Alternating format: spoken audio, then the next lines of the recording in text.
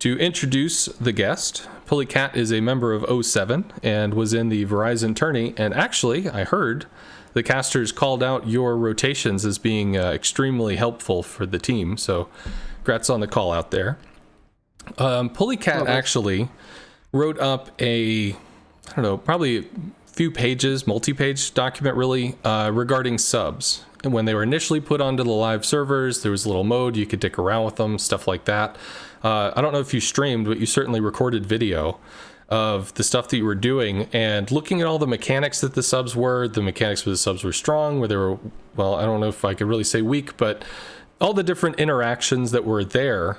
Not only were you able to describe the mechanics, describe the situations, but you're also able to really hit on this doesn't work, or this doesn't feel good. This is something we need to look at. This is something that seems dysfunctional, and all those various things. And I believe it was Hoppa Fodder that actually confirmed, like, that just went right to the fucking designers all the way to the top, because that's exactly the kind of feedback that any game designer wants to have. It's just some really detailed, this is what's going on, this is why it works, this is what doesn't work, this is why you have to fucking change it. Like, it's just it's so juicy, it's like biting into a burger. And you can already see in the stuff that they've announced as far as how they're altering subs and how they're altering some of the interactions and giving other ships interactions with the subs. So much of that just looks like it came directly out of your feedback post, which I just have to congratulate you, because like reading that was fucking great. I shared that. It was a long ass time ago, but I'm like, hey, y'all need to read this because this is just excellent.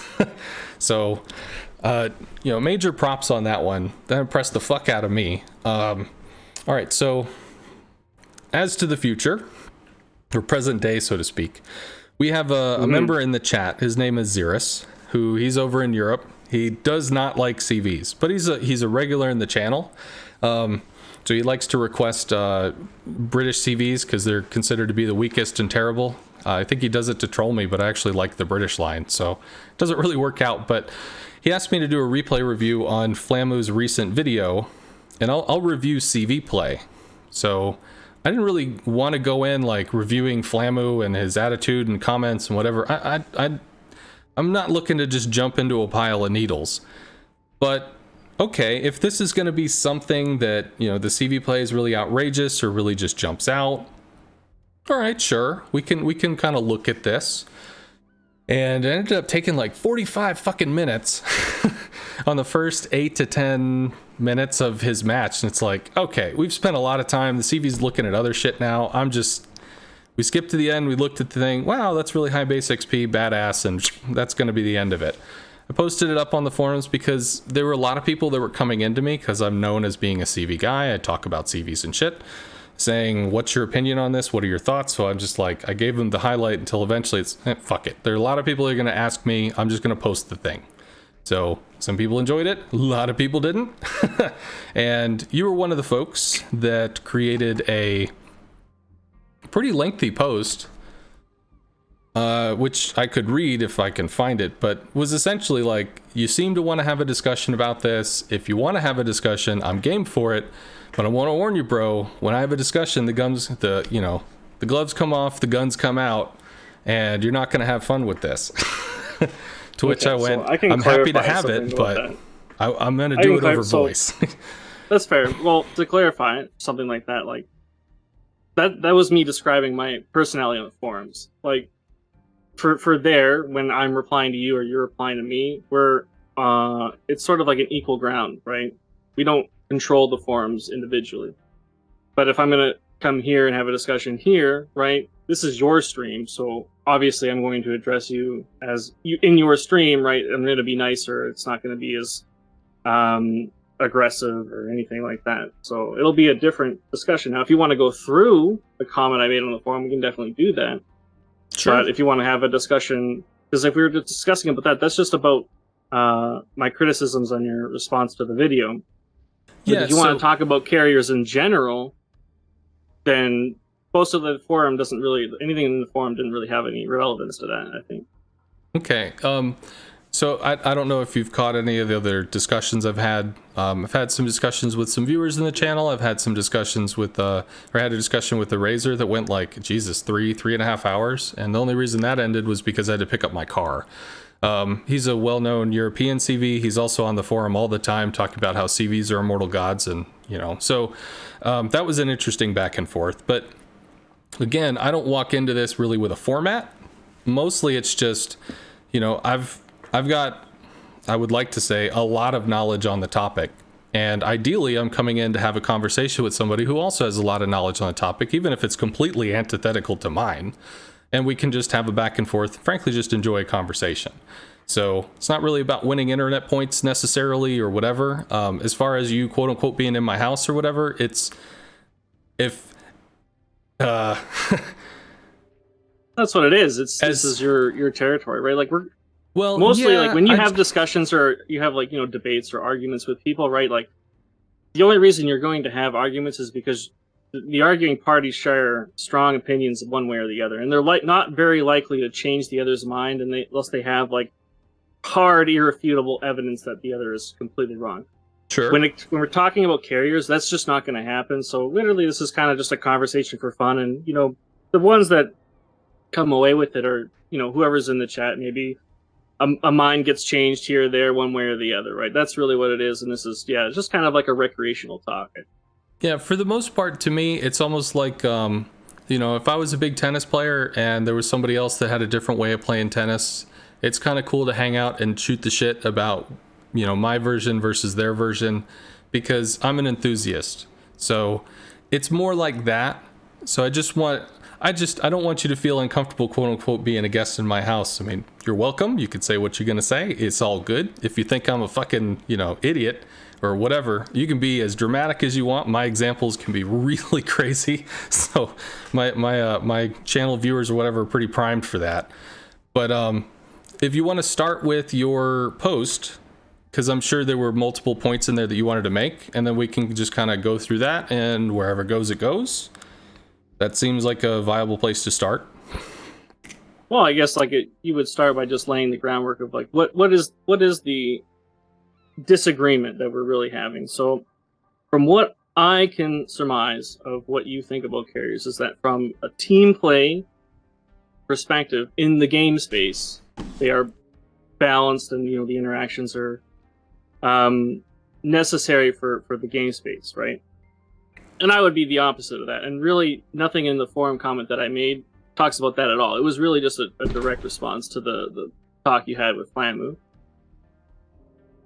So, I guess we would just start by I would say, we gotta go down and figure out where we fundamentally disagree on carriers in and of themselves. So, it would be fair to say you think. Go ahead. Let's just start with the Flamu video. I mean, right. Basically, Flamu said what he did. I mean, just to recap for those that haven't seen it. And by the way, I talk a lot, so feel free to butt in, cut me off, like shut the fuck up, dude. It's cool. I do try to make sure that if I'm talking too the fuck much, to shut up, because you are my guest. I want you to have all the time you want to have. But just to recap for those that are listening, Flamu made a video called, I think, Where's This Game Heading? He was in Holland, which is known for its AA. And at the very start of the match, an MVR, which has very fast planes, some Torp planes whipped over an island. He lit off his defensive fire in Holland. There was a Des Moines that was right there that was shooting into the whatever. And the Torps got all the way through both of them to hit a Thunder, which obviously was shooting as well. And got 3 Torps into the Thunder for like 9k damage. And it was like, there's a Holland, there's a Des Moines, and there's a fucking Thunderer. And yet these planes still got through. What the ever-living fuck? And then, it's just more after that. Seeing the strike, seeing what happens, seeing how many planes are lost, and how it just seems like, Jesus, it doesn't stop. I mean, that kind of summarizes the vibe. And I was asked not necessarily to respond to the purpose or the point of it. I was asked kind of like, well, can you just assess what the enemy CV is doing and see if you can make sense of it? So I basically broke it down into, these are the planes he used. These are the consumables he had. He had a heal consumable. This is what it does. This is the health. These are the things that got lost. These numbers check out. Just kind of explaining the math and the background. So you could kind of see it from a CV's perspective while seeing it from a surface ship perspective. So that was the video and kind of my response to it. And then it was a forum thread and lots of talking. There was a lot of talking. Yeah, there was a lot of talking. I could see, yeah, some people might look at that first attack in the video and be like, you know, like, why is it allowed? And I'd be like, well, because the carrier should be able to do something, right? You don't want them to be locked out of affecting the battle, right? But just looking at a scenario like that, where all that strong AA was there, and it was still able to have an effect on an individual, right? Is like anything when you start to have step down the power of the AA, right? It's just starting to be winning for the carrier. And when the carrier literally opened the battle by basically throwing away 9 torp planes and still went on to have the highest, like, I'm pretty sure I calculated to something like a 26 or a 2700 base XP. Yeah, it was game. like 1800s that, 50% more on a win would be a 27, yeah. Right. So like, how was the carrier really punished for such a bad attack? Like, that was a really bad attack for the carrier to even perform.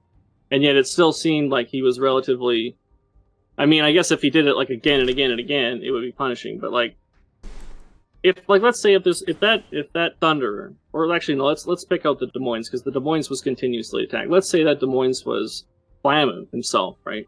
And the carrier player knows that it's Flamu, right? The carrier has the ability to just continually attack, whether it's at a detriment to itself or not.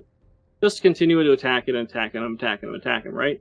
There's not really much that Flamu can do without running and hiding and being basically ineffective in the rest of the game space. I don't know because if he's spending that, so much time. Yeah. Okay, go ahead. When you're saying, like, so if Flamu was in the Des Moines, for instance, to say that the CV could just attack, that's conditional, though. That depends on what's around the Des Moines. That depends on what assets what tools the CV has to use to attack him. If you're saying just attack in general, he could attack with rockets, attack with torps, attack with bombs. That prolongs the amount of interaction because he has a lot of resources across all those different tools. But that's still not, you also have to factor in, where is the Des Moines? Is the Des Moines in a position where they can't move? Is the Des Moines in a position where they can move? Is the Des Moines with friends? How many friends is the Des Moines with? How far away is the Des Moines from the carrier? There's a lot of factors that go in.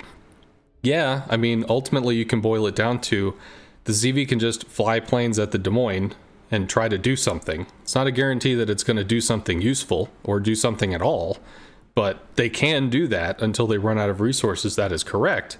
But there's still a lot of variables, a lot of factors that contribute into whether it even fucking matters or not.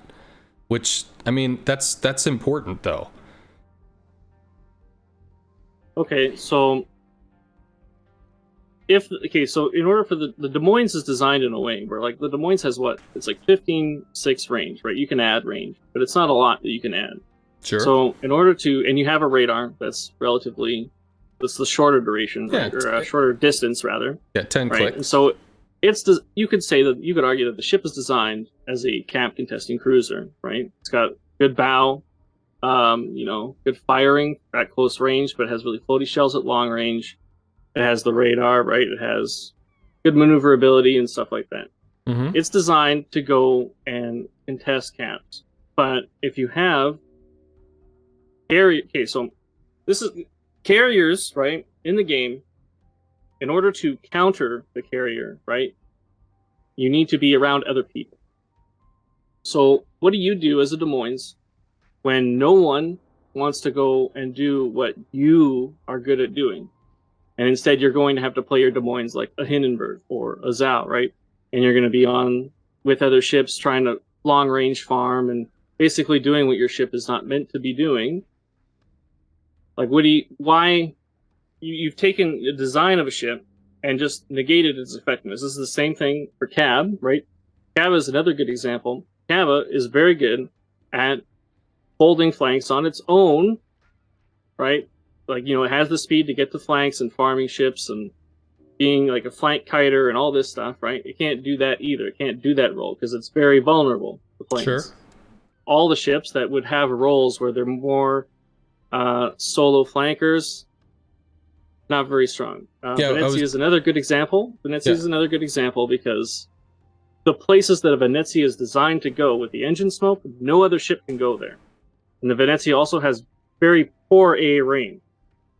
And I think it's decently strong if it does get attacked, but by itself, I mean, it's not going to stop like a triple wave. It has excellent AA, but it has reduced distance because it's designed to live on a flank. It's not designed to be a fleet support vessel. So it's given a really concentrated, brutal for what it is. I mean, it doesn't have a lot of flak range because it starts at 4.6 and flak ends at 3.5. So yeah, there's not a lot of that. But in terms of raw continuous damage, it's just not a joke. Plus the fact that she's extremely maneuverable makes her a hard target. She has 30 mil, which, I mean, it invalidates the Audacious, kind of. Not really the others. But she can get a fighter. Like, she has a lot of tools to be independent, to be a flanker, to be a strong independent ship that don't need no man. Like, she can do that. Just because planes can strike her doesn't mean that it invalidates it. Also, I mean, there were people... I disagree with this, as in, like, it's not the only reason. There was a clan battle season where it was, like, all fucking Venezias. Why was it fucking Venezias? There were people that say, well, there's a CV in the match, and the Venezia is the only thing that can deal with the CV. So, like, already you have something saying that the Venezia is strong against carriers, but the reason why the Venezia gained prominence was because it could beat the fuck out of a Stalingrad with sap shells. And it was the first time that the Stalin was like, oh my god, this really fucking hurts. So then Stalins just kind of disappeared. They still existed, but they for the most part, they stopped being dominant because they became liabilities because of holy fuck sap shells. So, like, that was more the interesting thing that happened with that. But just to respond really quickly to the Des Moines thing. So if the Des Moines wants to go... if the Des Moines wants to go to a cap because he wants to radar the cap, he wants to have hydro, he wants to have pressure, he wants to do whatever, cool. Does the Des Moines get to go to the A cap when you have 10 of your team going to the C cap? Not with carriers in the game. Okay, so if there's no carrier in the game, does the Des Moines alone get to go to the A cap alone? You definitely can. Yes, you definitely can. And your chances of survivability are extremely high, being alone on a flank against potentially 4 to 5 other ships if there's an even dispersion of the enemy, like in a random because battle. It's all about how you perform your concealment distance. This is done in clan battles without carriers all the time, right? Single ships are sent to flanks against superior forces. It happens very often, and the ships live because if you play them correctly, you control your concealment, your distance to enemy ships, right? You keep aware of where they might be trying to go, or, you know, predicting the torpedoes that might be coming for you, right? You can be very survivable on your own against superior force. You might not be able to shoot at them all the time because they have a higher volume of fire than you, but you can definitely be a waking threat to them, and they can't just ignore your presence there. So if one Des Moines goes to the A cap, and the enemy commits 4 to 5, potentially 6 ships, we'll say 4 to 5, are you expecting the Des Moines to hold, stop, and own the A flank? No. It's going to kite, it's going to be pushed off, it's going to be moved off the cap. Yeah? Of course, yeah. Because there are too many ships. But with a carrier in the game, it dies.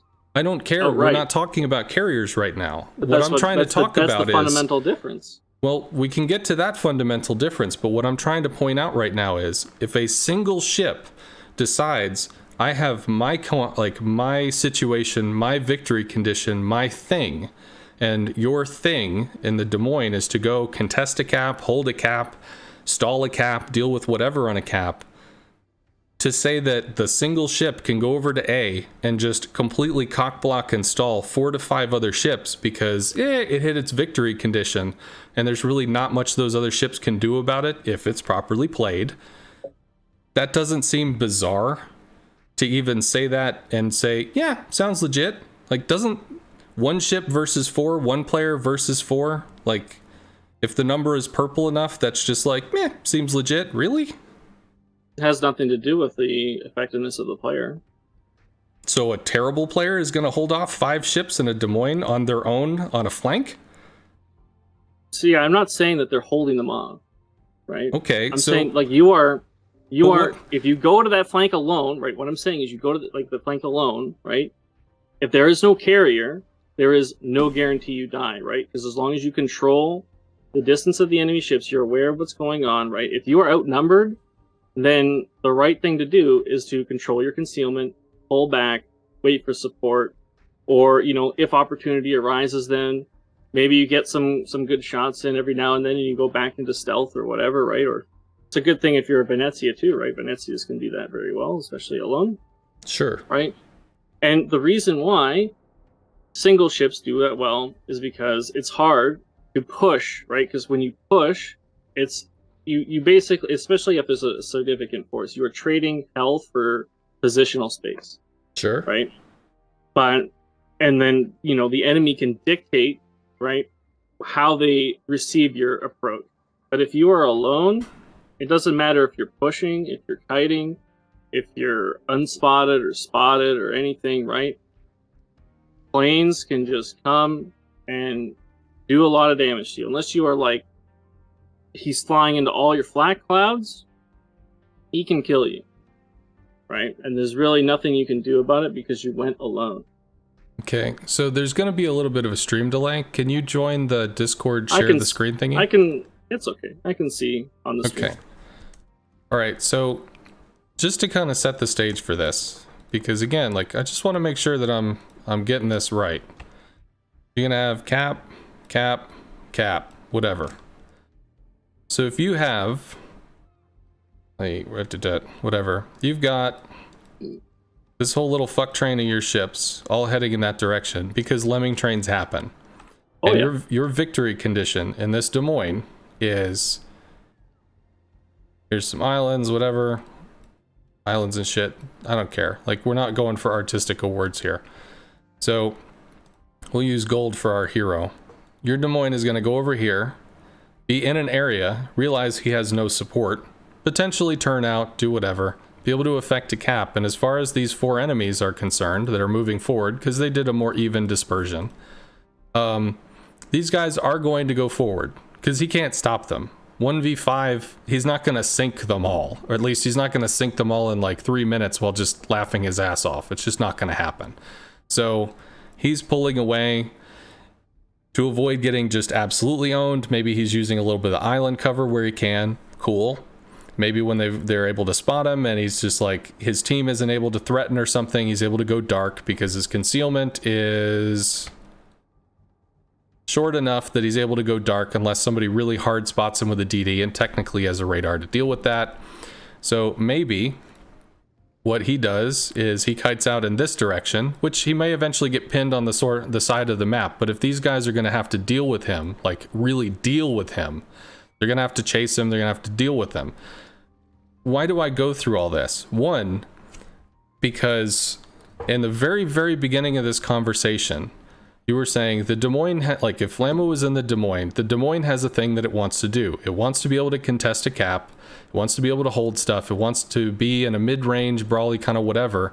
And that if you're not able to do that because CVs are in the game or whatever, like, is it fair to the Des Moines that the Des Moines has to suddenly become a Hindenburg? Well, in this example, with no CV in the game, the Des Moines doesn't get to do what the Des Moines wants to do. The Des Moines' victory condition changes and the Des Moines turns into a Hindenburg because that's what he has to do. Just because the Des Moines wants to do something and wants to do it by itself doesn't mean that it gets to. It is ultimately, again, to my belief, a team game. So if he wants to be able to sit somewhere, have his radar pressure, have his zoning potential, have his lockdown and DPS threat and whether blah, blah, blah, he's going to need some kind of enemies or some kind of teammates to at least blunt the fucking steamroll push that's going to shove him off into turning him into a Hindenburg. Does that not make sense? I don't agree with the argument that you're making at all, because I never suggested that the Des Moines would go to a cap by itself. That was you, right? Because you were presenting the argument. Yes, presenting the argument that the Des Moines, I said that the Des Moines is good at going and contesting caps, right? And if he doesn't have allies, it doesn't necessarily mean that he's completely alone on a flank. It means that he's at a cap where his allies are far away from him, right? He cannot perform his role, so he cannot be on that position. So he has to be farther back with his allies. You're the one who presented the argument of the Des Moines going to a cap alone, and I presented that, yes, it can do that. I wouldn't do that as a Des Moines player, but if you were caught in that situation, you can kite away, control your concealment, right? And then basically threaten the enemy with just your very existence. If you're going to do that, if you're purposefully, right, you would not take a Des Moines, you would take something that is good at surviving on a flank on its own, like a Venezia or a Hindenburg or maybe even a Zhao, right, or something like that. I didn't say that a Des Moines is going to a flank on its own to perform its role. I did not say that. Sure, and I'm not trying to say that you're telling everybody you should definitely play this ship wrong. Like, I'm not trying to suggest that. No, obviously, but you're talking about a Des Moines becoming a Hindenburg. Hold on. I'm not trying to say that you, Pulicat, are saying this is the Des Moines, do this in the Des Moines and whatever. What I'm trying to give as an example is, so if we had Flamu was in his little, whatever. There's a Des Moines here, and there's Flamu's over here in a Holland, in this example. And the enemy CV is constantly coming over top or coming around to hit the Des Moines or trying to do whatever. The Des Moines, in the example, is generally a Des Moines spot. A Des Moines spot where he's got radar over cap, he can hydro whatever if he needs to, or just do Des Moines shit from a central position where he can cause influence and use his 15-5 range to do Des Moines things. And you had mentioned that he could be struck. What can he do? To which I then responded, well, it depends on what resources, what teammates, what this, what that. Like, there's a lot of variables. To which you had responded, well, the Des Moines has a thing that it wants to do. It has a role, it has a place, it has a thing that it excels at. And it should have the ability to do that and excel at it. So then I took that, to which I asked, so if the goal of warships, of playing this game, is to be able to have your victory condition and to be able to, by God, I get my victory condition. I gave a very extreme, obnoxious example of, if the Des Moines goes alone onto a flank, does the Des Moines get to do Des Moines stuff because he decided, I don't need teammates? And the answer was, well, the Des Moines can still succeed by not doing Des Moines stuff, but being able to use all the stuff that deals with cruisers and excellent play and being able to whatever. So in this case, you could trade the Des Moines for damn near any cruiser that you can juggle concealment and shoot and make good decisions and angle and all that crap. So that part of, the response, the Des Moines part didn't matter. I'm asking that in this case, I said, if the Des Moines is here, it matters if he has teammates. I realize in the Flamu video there were teammates and it didn't stop the strike. I get it. But mathematically, realistically, the teammate positioning does matter. So if he has teammates, he's harder to dislodge. He's harder for the CV to interact with. Can the CV interact with him? Probably. Is it smart for the CV to interact with him? Depends on the variables. But to go, he shouldn't have to depend on his teammate. He shouldn't have to depend on these outside conditions. He should be able to do what he wants to do, which is why I said in a non-CV situation, can he do this because I want to do what I want to do? I don't need to depend on my team to do it. And that's where the conversation got whatever. So maybe there was maybe I missed a transition, or maybe, I don't know. Sometimes my mind jumps from point A to point B and the connection is a problem. So that's one of the reasons why I prefer to talk in voice, because trying to type all this shit, yeah. Does that make sense? So let's say you're in a battle, right? You're that Des Moines, right? You see 11 ships go to CCAT, like in your paint image here, right? Mm-hmm. When you are playing World of Warship, controlling your flanks are important. Absolutely. So let's say in our battle, there is no carrier. Even if you are by yourself on the flank, it is important for you to be there. If you recognize the threat, right? You need to control your flanks. So just because you were off on your own, solo, does not mean that you were not expecting things from your teammates. Just because you were 20 kilometers from the nearest ally does not mean that you are not team play, right? sometimes certain ships are designed for certain things, and that is not always to be around other people. So when you put in a class that is designed to force people to be close to each other, you remove many elements of tactical gameplay within the game space because of that addition. Just because you are adding a class does not mean you are expanding the tactical strategy of the game space. No, but you are causing hard choices, which is a common thing in modern gaming. Okay, so let's say you have a bow in Des Moines at Iraq, right? And suddenly a battleship pushes through on a flank. That is a hard choice. Let's say you are a battleship that just took a torpedo.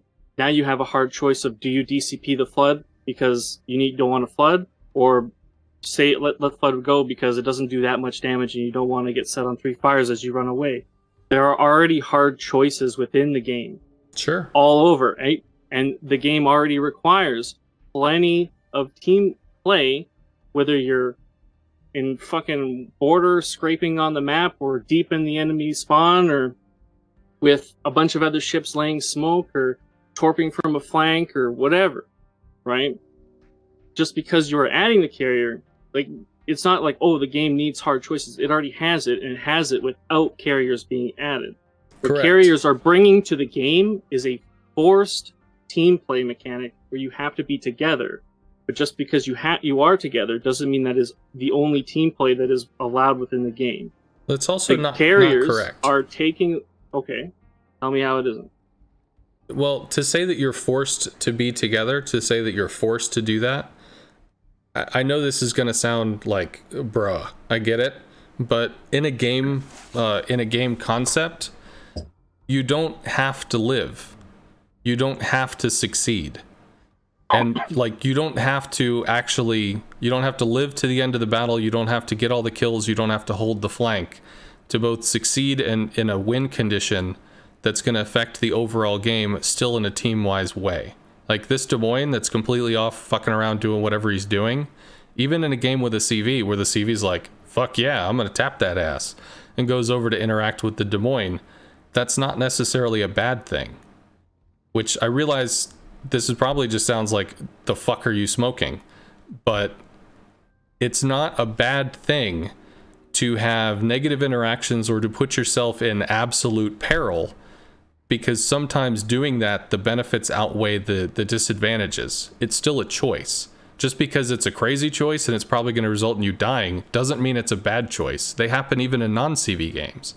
Usually when you get to a situation where somebody just has to hit the fuck it button because it's like, oh my god, we're just gonna die.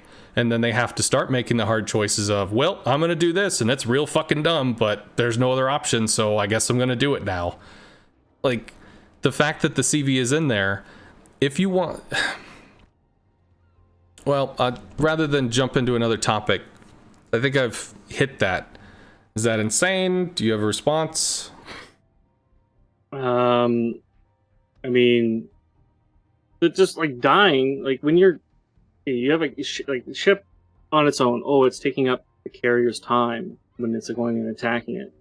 Okay, that doesn't mean, like, even in clan battles, right? You who have played it know, like, at least at bare minimum pairs of 2, right? It's a rule in clan battle. If you don't have pairs of 2, whoever's alone is dying by the carrier, 100%. Depends right? on what they're in, but yeah, probably. It Over really time, does not definitely. depend. Over time, but it will win. The carrier will always win. Always win.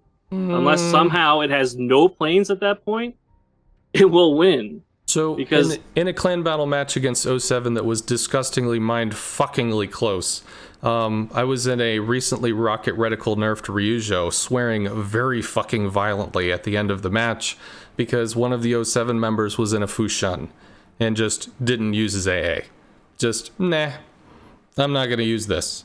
So trying to find this guy as he's slowly creeping forward over and over, closer and closer to the point where he's able to torp and kill my carrier and I had multiple teammates around me that were shooting other shit that was more important at the time, but I couldn't affect that shit. I could at least try to lock down or suppress said Fushun.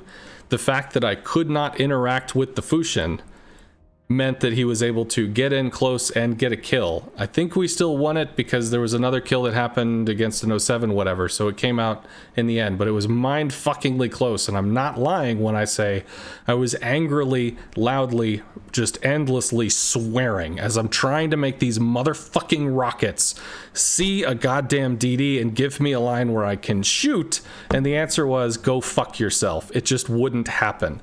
Minutes went through this. Minutes. And you could it's say, definitely well, like that for a reason, because for a long time carriers sure. have a very imbalanced interaction with destroyers. Awesome. Yes, I think it was like, it sucks to be nerfed, but it doesn't mean that the nerf isn't useful, warranted, or a positive effect on the game. Still, in that moment, me violently swearing to say that, well, whatever goes out there, if it's alone, the carrier kills it. I spent minutes, 5 minutes trying to fight with this motherfucker. The answer was, nope. Okay. So I could have spent another 5 minutes trying to fight with this motherfucker. The answer would have been, nope. So, like, you can't just throw out the statement that somebody's alone, CV wins, they're fucked. The answer is not that simple. There's other variables that come into it. I'm literally... something like that Fushin is a very I realize it's an limited outlier. example. It's a very, very big outlier, and it's only been happening because carriers have dominated the interaction against DDs for a very long time. But when you take things like cruisers and battleships that are on their own, they're not designed to take carrier focus. They can't hide like a Fushin can, a tier 6, with its 1 kilometer air conceal, right? Sure. But back in the day, when DDs didn't have things like that, just what happened to them? Literally the same thing. And they took the most damage because they didn't even have heal or a lot of health at the tiers. Right? And Wargaming finally realized, hey, it's only been a year and a half, but we've been kind of dog shitting the game with these destroyers for a long time. Let's maybe bring the balance up so these DDs actually stand a chance. And they finally did it. That's a step in the right direction. I'm not going to disagree. Okay. That doesn't mean that these outlier interactions with DDs is representative of my argument. It doesn't excuse my argument. Okay, well, I'm going to go into a parallel just to kind of drill a little further on what we talked about before talking about the Fushin thing, which is it okay? I'm not arguing is it enjoyable, but is it okay? Is it a good thing? Or like, I don't know, is it something that should be in a game to have a situation where you have a no-win scenario that results in somebody getting taken out? And I'll give you an example of something like this. There's a game called EVE Online. You ever played it? Very, maybe for a couple days just to check it out. Cool. I played EVE Online for a few years, and one of the things that I played a lot of games. a lot of games. In solo player games, typically, you're getting stuff. You get more guns, you get more ammo, you get more kills, you get more armor, you get more this, you get more that. You level up, you get bigger spells, you do this, whatever. Typically in a single player game, you're just moving forward, and forward tends to be bigger and better and onward. Well, you get into a multiplayer game. Multiplayer games, again, tend to cater toward maybe you're in a group of people and you're all still moving onward, forward, whatever. And there might be temporary setbacks per se, but in general, it's like a snowball rolling down a hill. It's always going in a direction that you want to go. It might be hard to get there, but still, the journey is moving in something that's having a positive feeling for you. EVE Online was the first experience I had where EVE Online gave no fucks about whether you enjoyed EVE Online or not. In fact, it actually celebrated the fact that you might be fucking miserable, which was bizarre to me. I mean, it was just like, what? On the one hand, it was extremely interesting because you had player-generated content. You might have a tribe of people that run around just fucking other people over for days. Just endlessly. That's what they do. And inevitably, for a group of people to fuck someone over, they need somebody to fuck over. And they find them, lots of them, to fuck them over and over again. That person's game experience is literally to pay a subscription, log into a game, get hellcamped, murdered, griefed, lied to, cheated from, stolen from, and have everything that they've worked for taken from them because it makes somebody else happy. Does that even make sense? And ultimately, once I got used to it, it does, because it's content, it's an experience, it's a player-based something. So I know it sounds fucking crazy, but when I log in, like to bring it back to WoWs, when I log in or I queue up for a random battle and I'm in a DD and there's a carrier that's hunting me, I mean going balls deep on me just over and over and over again or whatever, I don't take it as a bad thing, because I take it as an experience, and I see it as an experience worth having, even if it's mine fucking just, god damn it. Am I excited to be miserable? No, not necessarily. But from a game design perspective, from a construction perspective, is the fact that misery exists bad for a game to have? Because if the game has misery, the game has the lower the lows, the higher the highs. And WoWs can have some extremely high highs.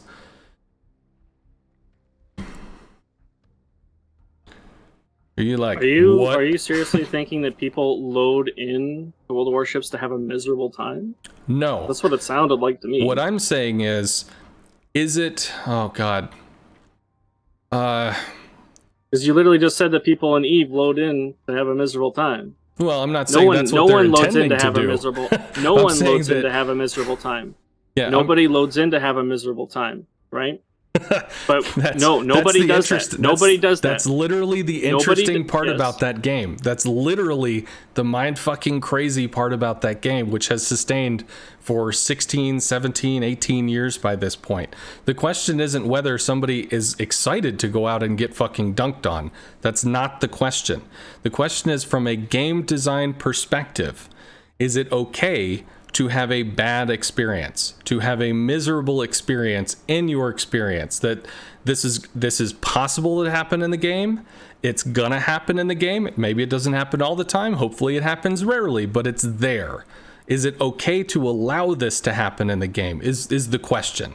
I'm not arguing about how happy it is. You know what's a miserable experience? You know what is a miserable experience? When you load into CSGO and you start playing with cheaters on the other team. That is a miserable experience that can happen within the game. Sure. Is it good to have it? No. So just because you can have miserable experiences against certain things that can happen in the game doesn't mean them good. So if I'm going to say yes, highs and lows, okay, that doesn't mean that carriers should be causing these highs and lows.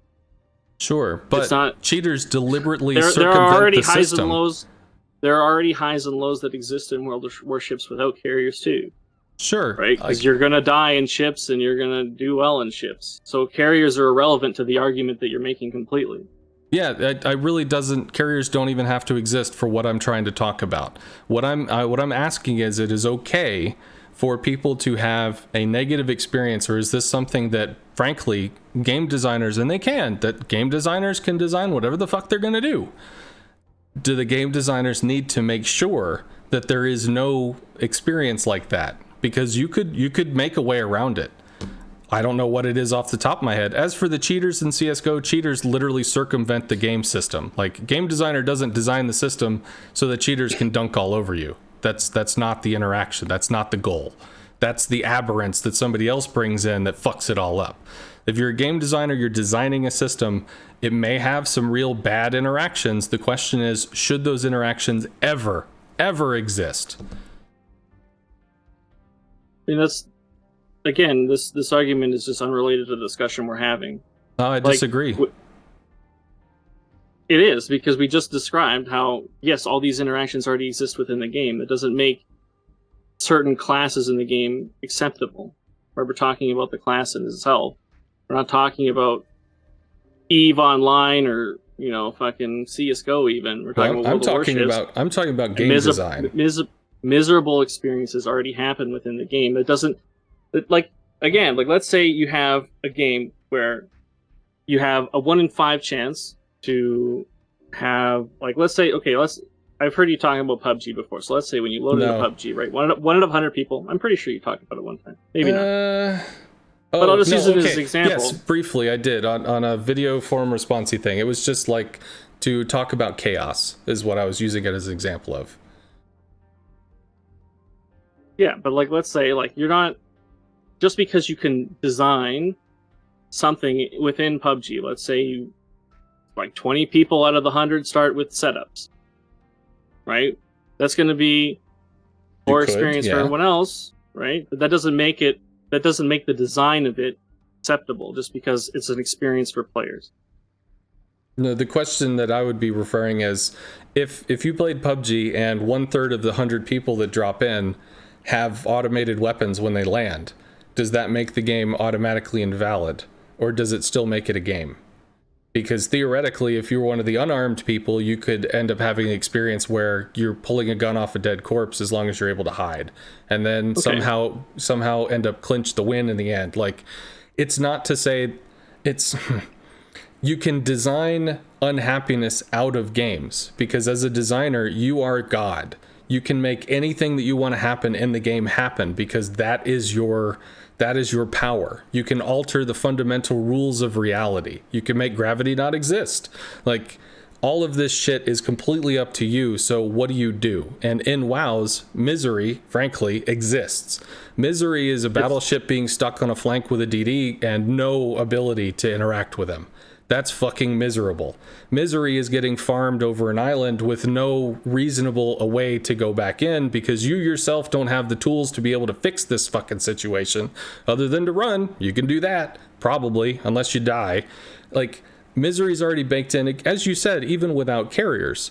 But the reason why I talk about this misery thing is, you had mentioned, well, if you're in a carrier and you isolate, you die. Okay, well, talking about this misery concept, does going out somewhere to get fucking pwned, is that bad game design? Is that a fail state for a game? And my argument is no. Is it enjoyable? No. But is it a fail state for a game? I have to say it is not. Which, as I said, coming like at the beginning of this, is going to be like, what are you smoking? But that's what I was trying to say.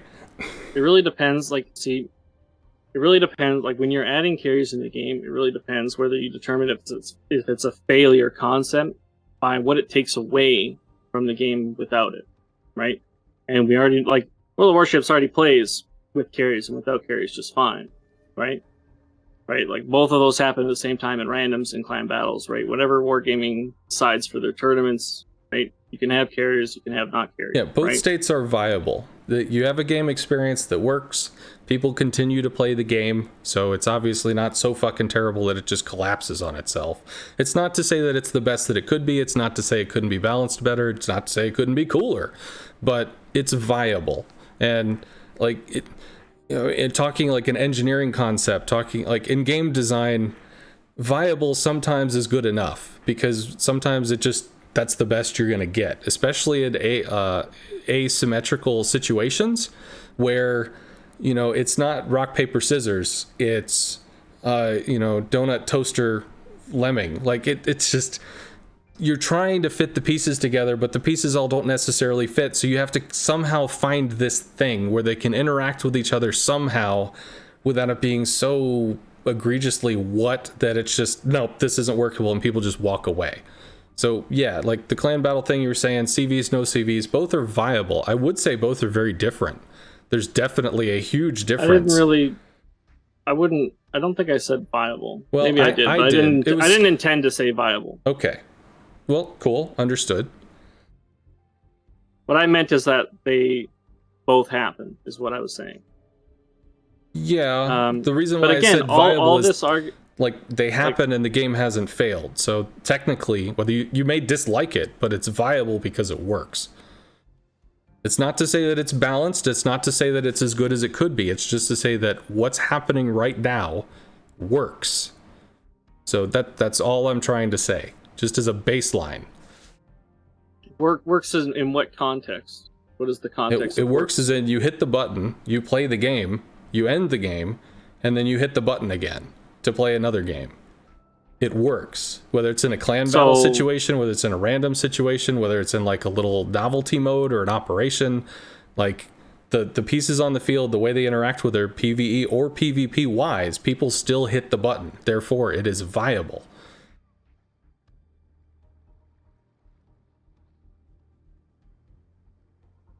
So just because people continuously play the game, it's viable. You have to look at it a different way. I'm sorry, like, it's really easy for me to derail, and I hate it. But by the way, I keep looking at this art picture, and I'm seeing like this weird fucking gnome thing with an eyepiece and a weird like rat mouth and stuff with a strange body. Anyway, so right now, if we go on Steam, we can find 10,000 games. 8,000 of them are indie games that probably 7 people have played. And they could download the game and go, and then just get rid of it. That game, while it exists, it's there, it's not viable. Why does if you think about it, there's World of Tanks. World of Tanks has existed for almost 2 decades now, like a fuck of a lot of time. World of Tanks obviously is viable. Is it great? Is it broken? Is it up? Is it down? That's not the conversation I'm trying to have right now. I'm just saying that as a product, they put it out, people consume the product, and they continue consuming the product. If you think about it in terms of a restaurant, you might not have fucking amazing food. You might just be McDonald's, but people are still going to show up and get McDonald's tomorrow, even though it's McDonald's. So then you look at World of Warplanes, not viable. Why? Because people tried it and just went, Are there a few people that play it? Sure. Does it have like its little niche audience? Sure. But in general, is it a product that people give a shit about? No.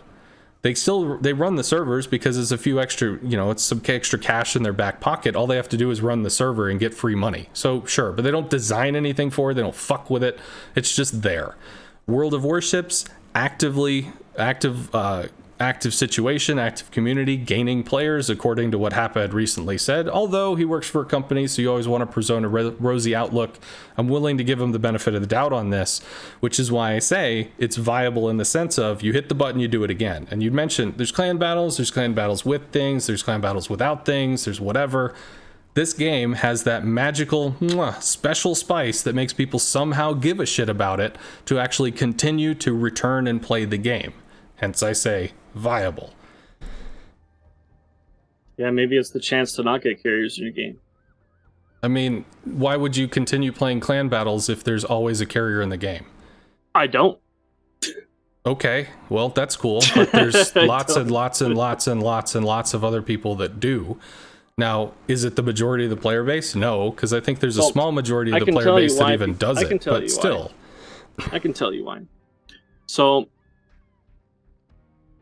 clan battle, like carriers, like let's say if only one team were allowed to have a carrier, right?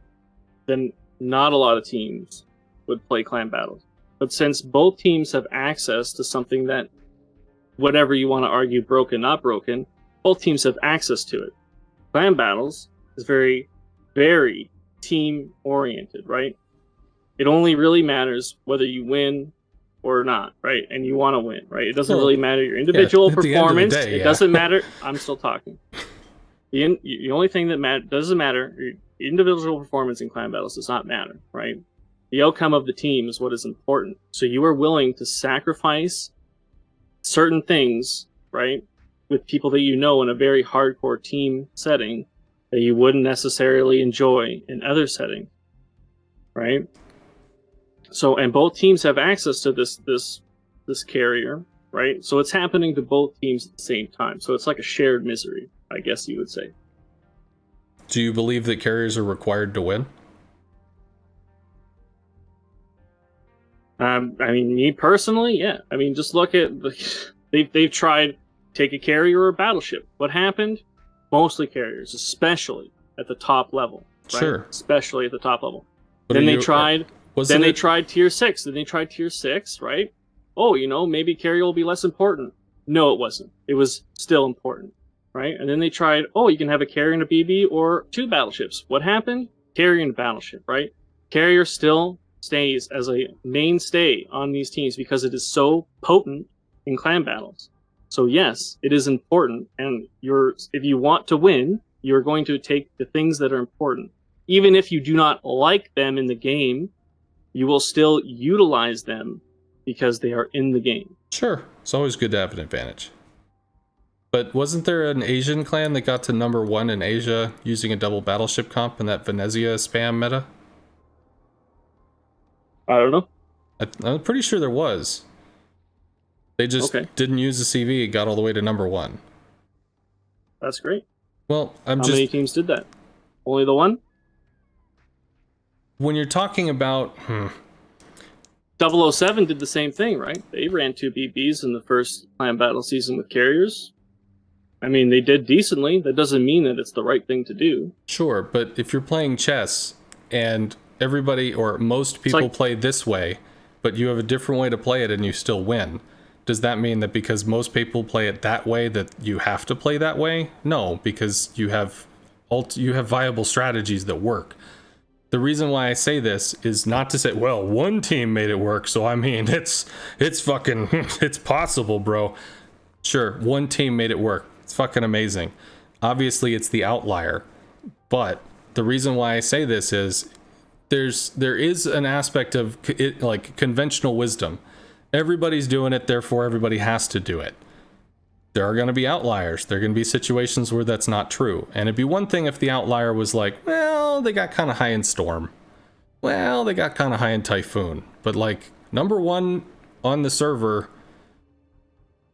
actually stands out as quite a bit of an outlier. Like, it's worth noticing. I could be wrong. I'm pretty sure it was. Maybe they got to like 3. But I thought it was number 1. I thought we went over this conversation. There was like the TNG podcast or something. I think Warlord was there. There was an Asian CV player that was there and somebody else that they did like a battleship thing. And they just dominated. So it was in that situation, it's like, huh. And to hear everybody say, we must have this. You must. It is OP. It is required. Well, it's not. But it's really nice to have because it gives you a lot of flexibility. It gives you a lot of information. It gives you a lot of this and that and blah, blah, blah. Like, having a DD gives you all the cool shit that a DD can give. If you don't bring a DD, you don't get it because you didn't bring a DD. If you bring a CV, you get all the cool shit a CV can bring. If you don't bring the CV, you don't get it.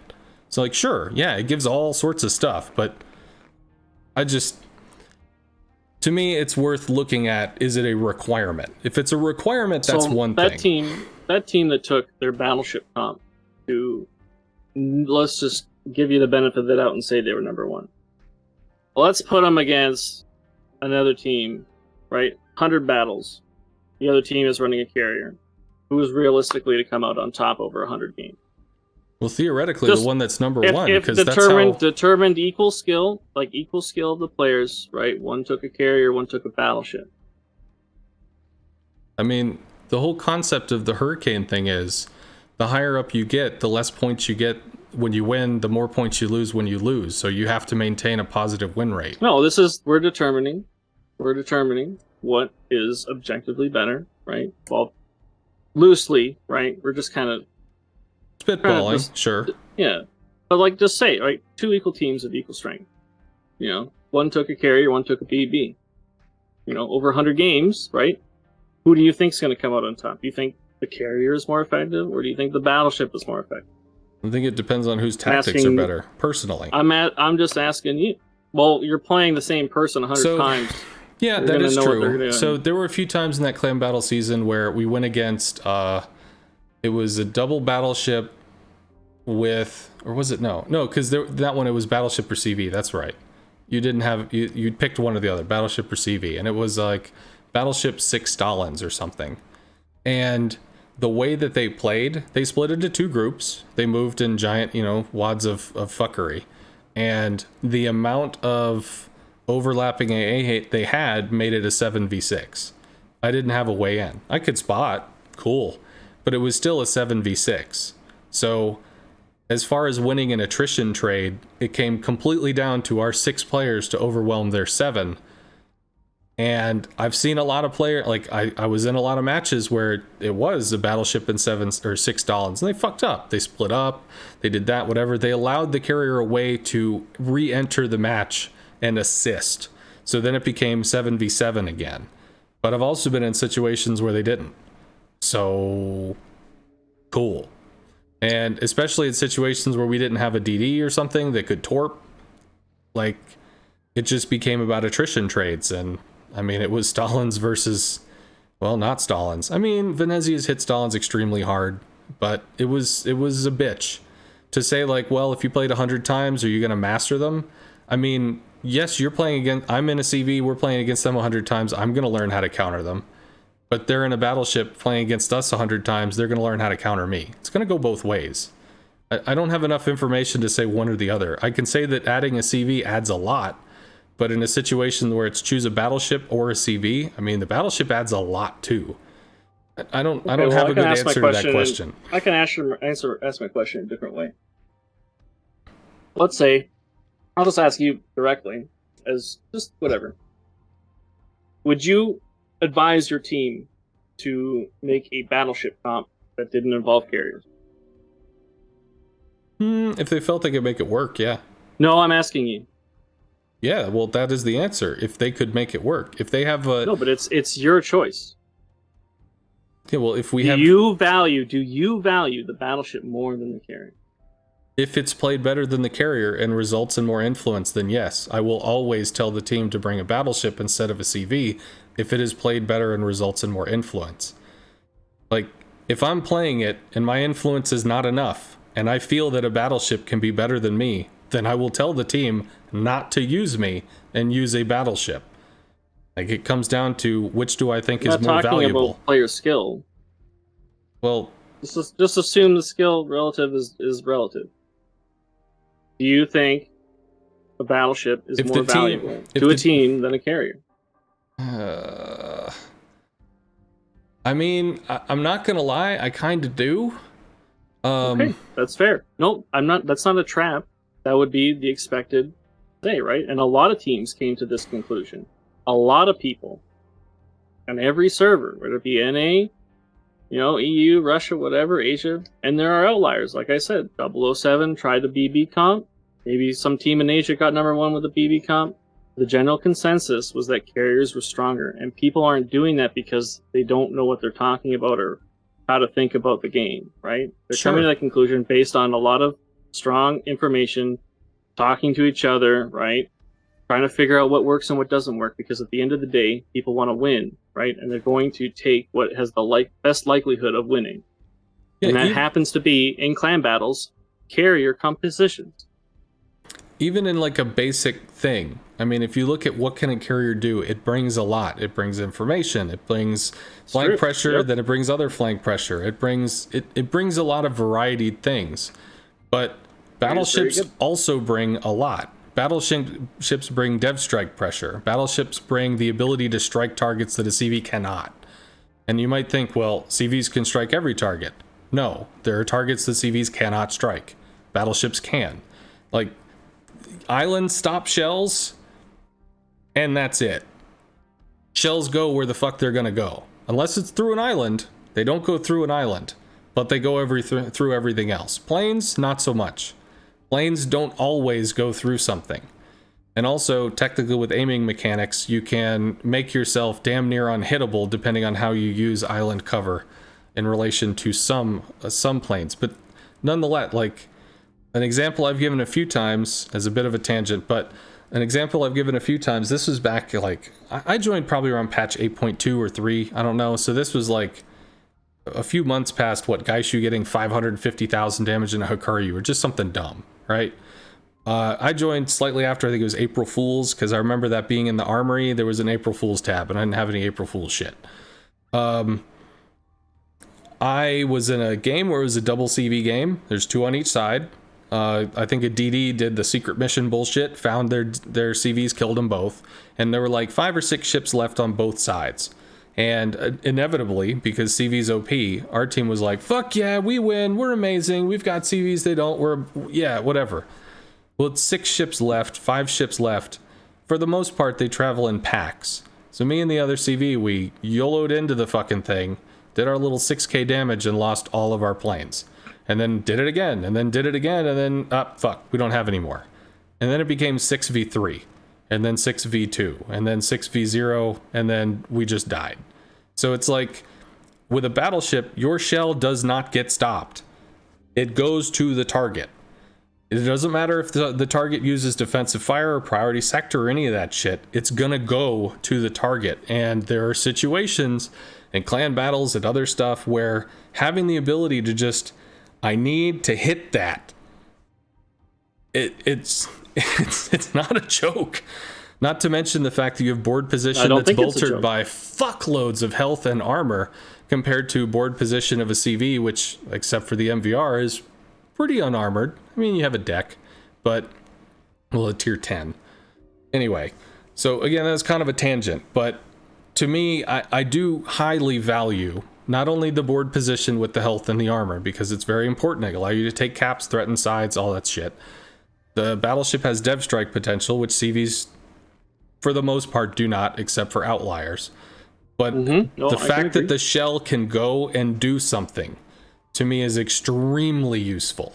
And yeah, So, you're not the only one that values Battleship, right? You're talking to a member of a clan who is very proud of the strength of their BB players. You know, we tout it all the time. Best Battleship players in the world, right? We treat them like kings in the clan. And yet, even that was not enough to value them worth more than some random carrier player from MIA, who is actually pretty good. But despite having the two like the strongest Battleship players in my mind for a long time, they were discarded because carriers were an option, right? And we had to make a choice, and the choice for a lot of teams was a pretty easy one, right? Just because you want to do some Battleship comp doesn't mean that they might not even been very serious, right? They might have been changing their strat every day just to keep people off guard. You know, you don't know that. But outliers are outliers. I mean, to And be just because fair, you can make something work doesn't make it better than what everyone else is doing. I respect the hell out of 07, and if 07 made that choice, cool. But are you telling me that 07 did the 100 game versus 100 game analogy to see what was and what wasn't viable? Or they were just looking at, we know what the carrier can bring, we know how incredibly good our players are, and even if the carrier doesn't do anything except spot, if the DD goes out there, the DD might get hurt, shot, whatever, but we can spot on a carrier, and as long as we have spotting, our players will outplay every other player in the server and just fucking kill them. Because You think I have DD players going to spot back then in CB9?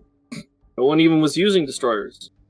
well, we were, but nonetheless, what I'm trying to tell you is the player base that you have can be given less tools, less positions, less situations, whatever, and they can turn chicken shit into chicken salad.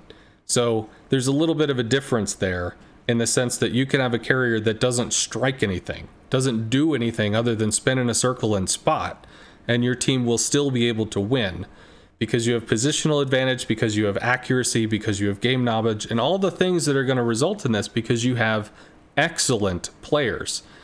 The reason why I say this, did you do the 100 game versus 100 game back and forth thing to really game it out? Because I'm pretty sure you didn't even have to, because just the fact that you could see something to be able to kill it and then win the game over and over and over and over again meant that it didn't even matter if the double battleship could have been stronger to you, because just the fact that the CV could see something was enough to give you an 80% win rate. I mean, the goal is to win. If we thought The goal is to win. I'm not arguing about not winning. I'm just saying that if you're going to say, But well, if I was my gonna clan win, is really, I would really go with what's good, better. and our clan made this decision, so a really, really good clan made this decision, so you can infer that this is the really, really good decision. To which I'm saying, did your clan really make that decision after actually going through all the groundwork? Or was it, I think we can make this decision, we'll probably just own everybody. So they did it. It worked. Awesome. There's a difference between we did all the foundational research in the study and lab data suggests that, or let's try it. Yep, we're fucking amazing. We're OP. I mean, goddamn, you're world champions, bro. Like, yeah, it went places. You did things. I don't even know if you had to do the homework on it to just be able to show up and still dunk everybody. Because you're 07. That's what you guys do. Oh, definitely. We even practiced for clan battles with those 007. Sure. How All the many time. hundreds of games did you do it? Oh no, we can't, like, you're not going to play hundreds of games. That was a hypothetical. Oh, I realize, but to really know something, that hypothetical's not that far off. You gave the hypothetical of there's this double battleship they made fucking first in Asia. You stick them against a carrier who wins overall. The inference being, you're gonna have to go to what you think's really strong. I get it. Sure. That wasn't a hypothetical to determine what is better overall. That was just to decide. I just wanted to know what you felt was better. That's why I rephrased the question later. Okay. I just wanted to know what you thought about what class was better to take. That's all.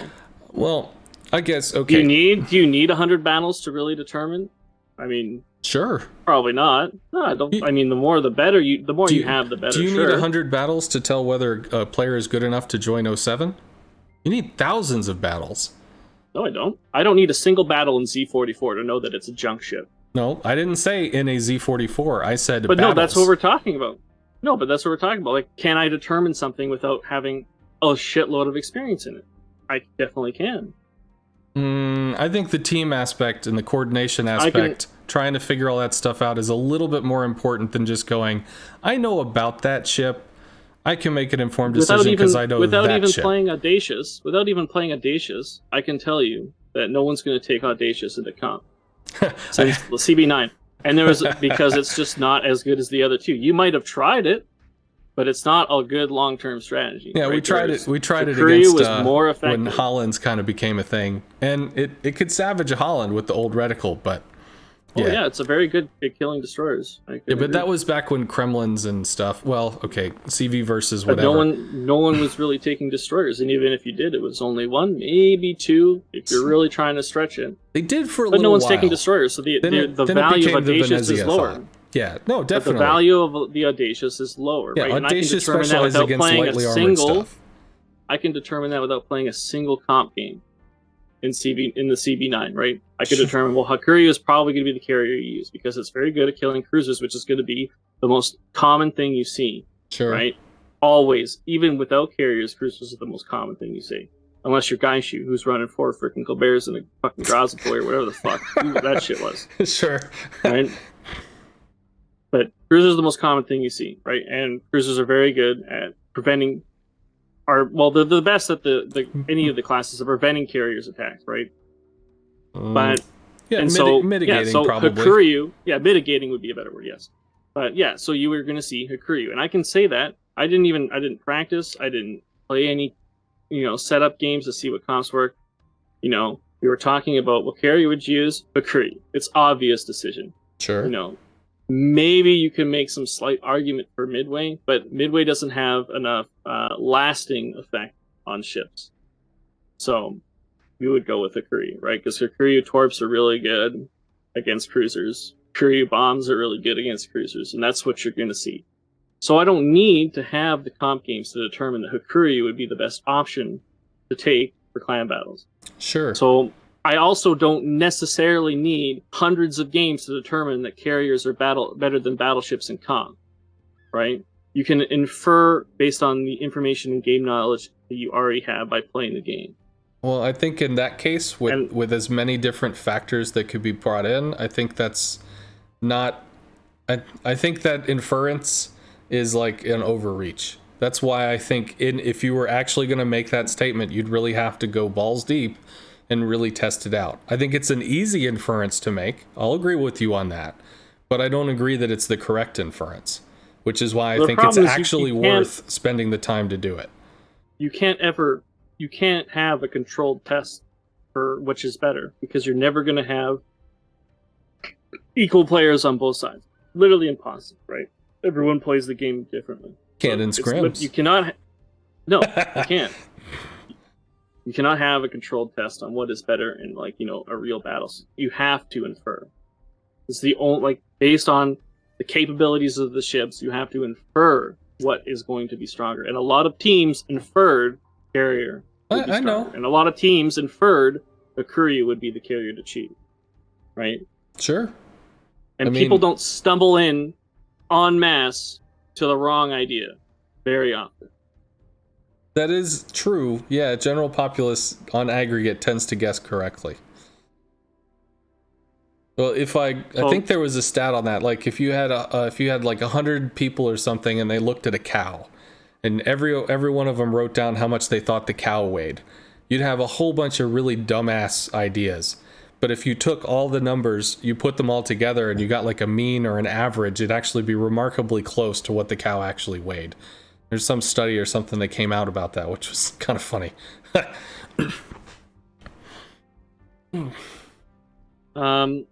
Anyway, I think this has kind of reached its conclusion there. I actually wanted to ask you, because I want to talk about just the carriers themselves, irrespective of like, you know, really like individual statistics of the carriers and whatever, right? Sure. So would you say that the player who takes the carrier into battle is the carrier or the plane?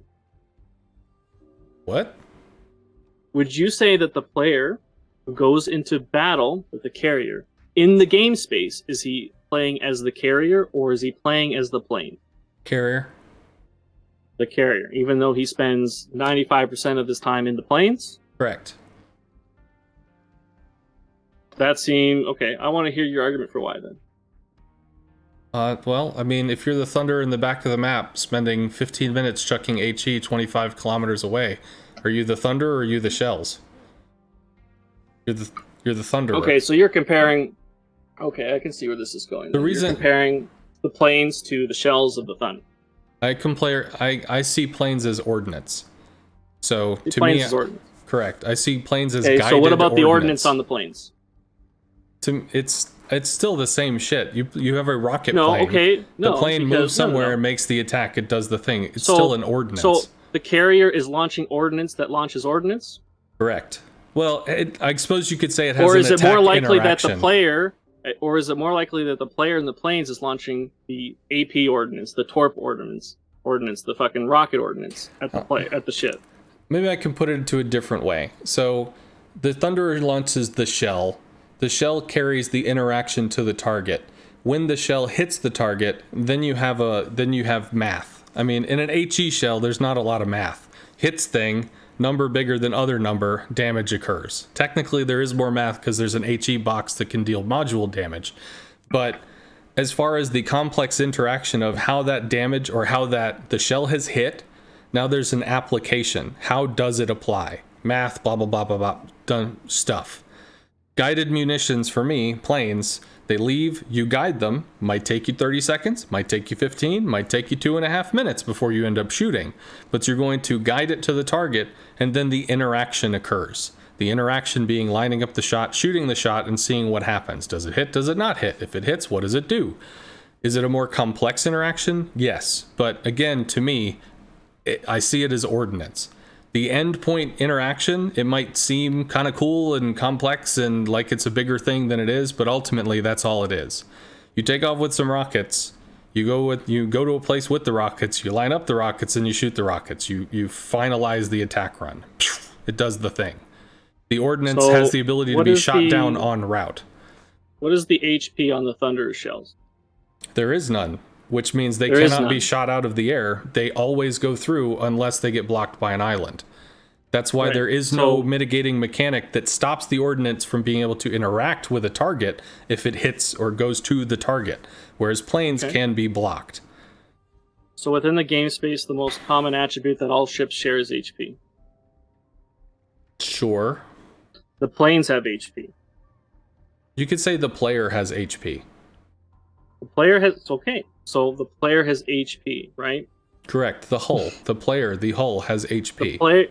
Yeah, well, no, the planes have HP. I realize where you're going with this, but it doesn't change the fact that the planes are an ordnance. It's a resource.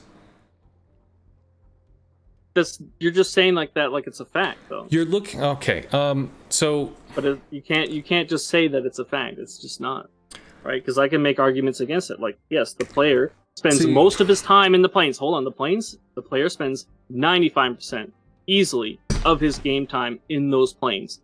The planes have HP. The planes spot enemy ships like other ships do, right? And the planes launch ordnance at targets, right? Sure. Like all the other ships do within the game space, right? Mm-hmm. Okay, so the player in the planes attacks other players. Yes? The player guides the planes to attack other players, but yeah, sure. Okay, but what I'm saying is the player in the ship is not attacking the player back, who's spending 95% of his time in the planes, right? He's not attacking the player. All right, before we continue down this, because you have HP in FTL.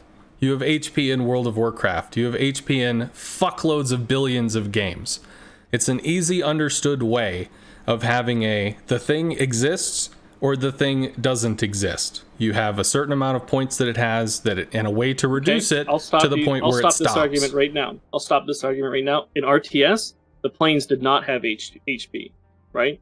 Well, you either killed them or you did not. You either killed them or you did not. They did not have HP. So they had one HP. They existed, or they went to 0 and went away. Because the player so the planes is not had in one those HP. Fucking planes.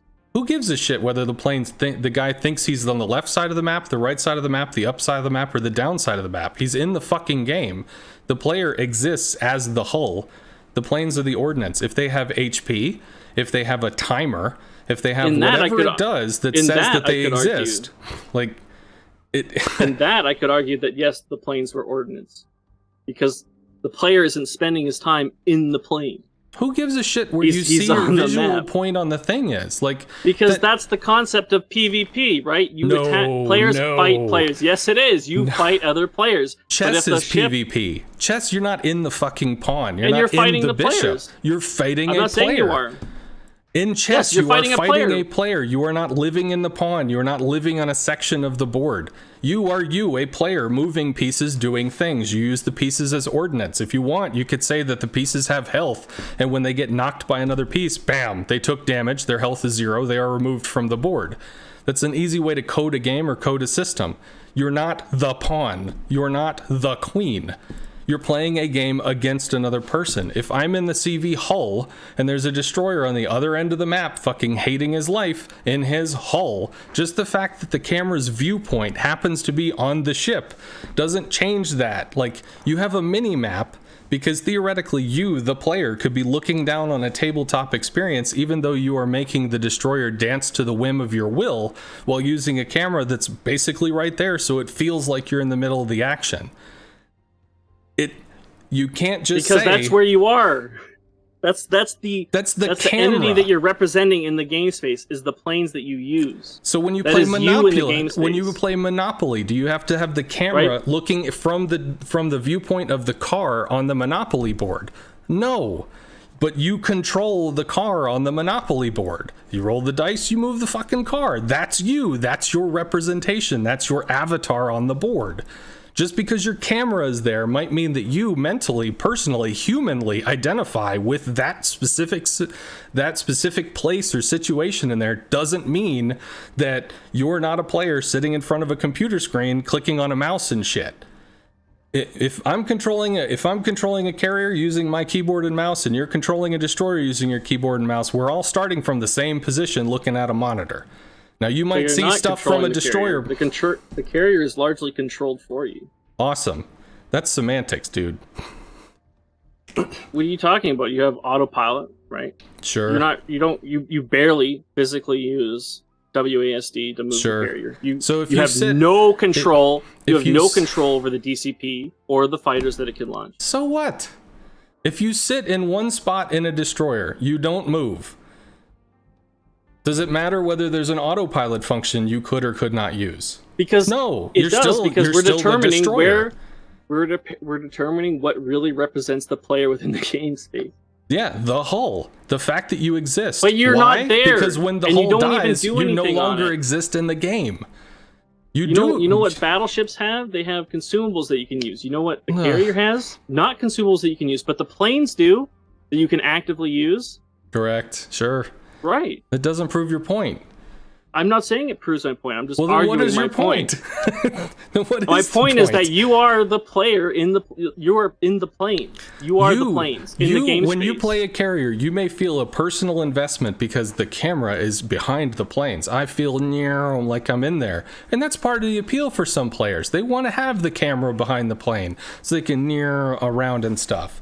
They want to see the plane shoot rockets and hit things. That's literally why wargaming has the camera stare at the rockets moving from point A to point B to hit the thing, because they know that a player is going to want to, I want to see the interaction. Cool. But if you're asking me in the abstract, what are you? In the game, your avatar is represented by the hull. Whether the planes have 1,000 health, 1,000,000 health, 1 health, or a timer, or some kind of other strange interactive system mechanic does not change the fact that you, the player, are represented on the board by a hull. Just because your camera is now behind the little plane thing versus an RTS where it was just looking down at the little plane thing, you still controlled the little plane thing.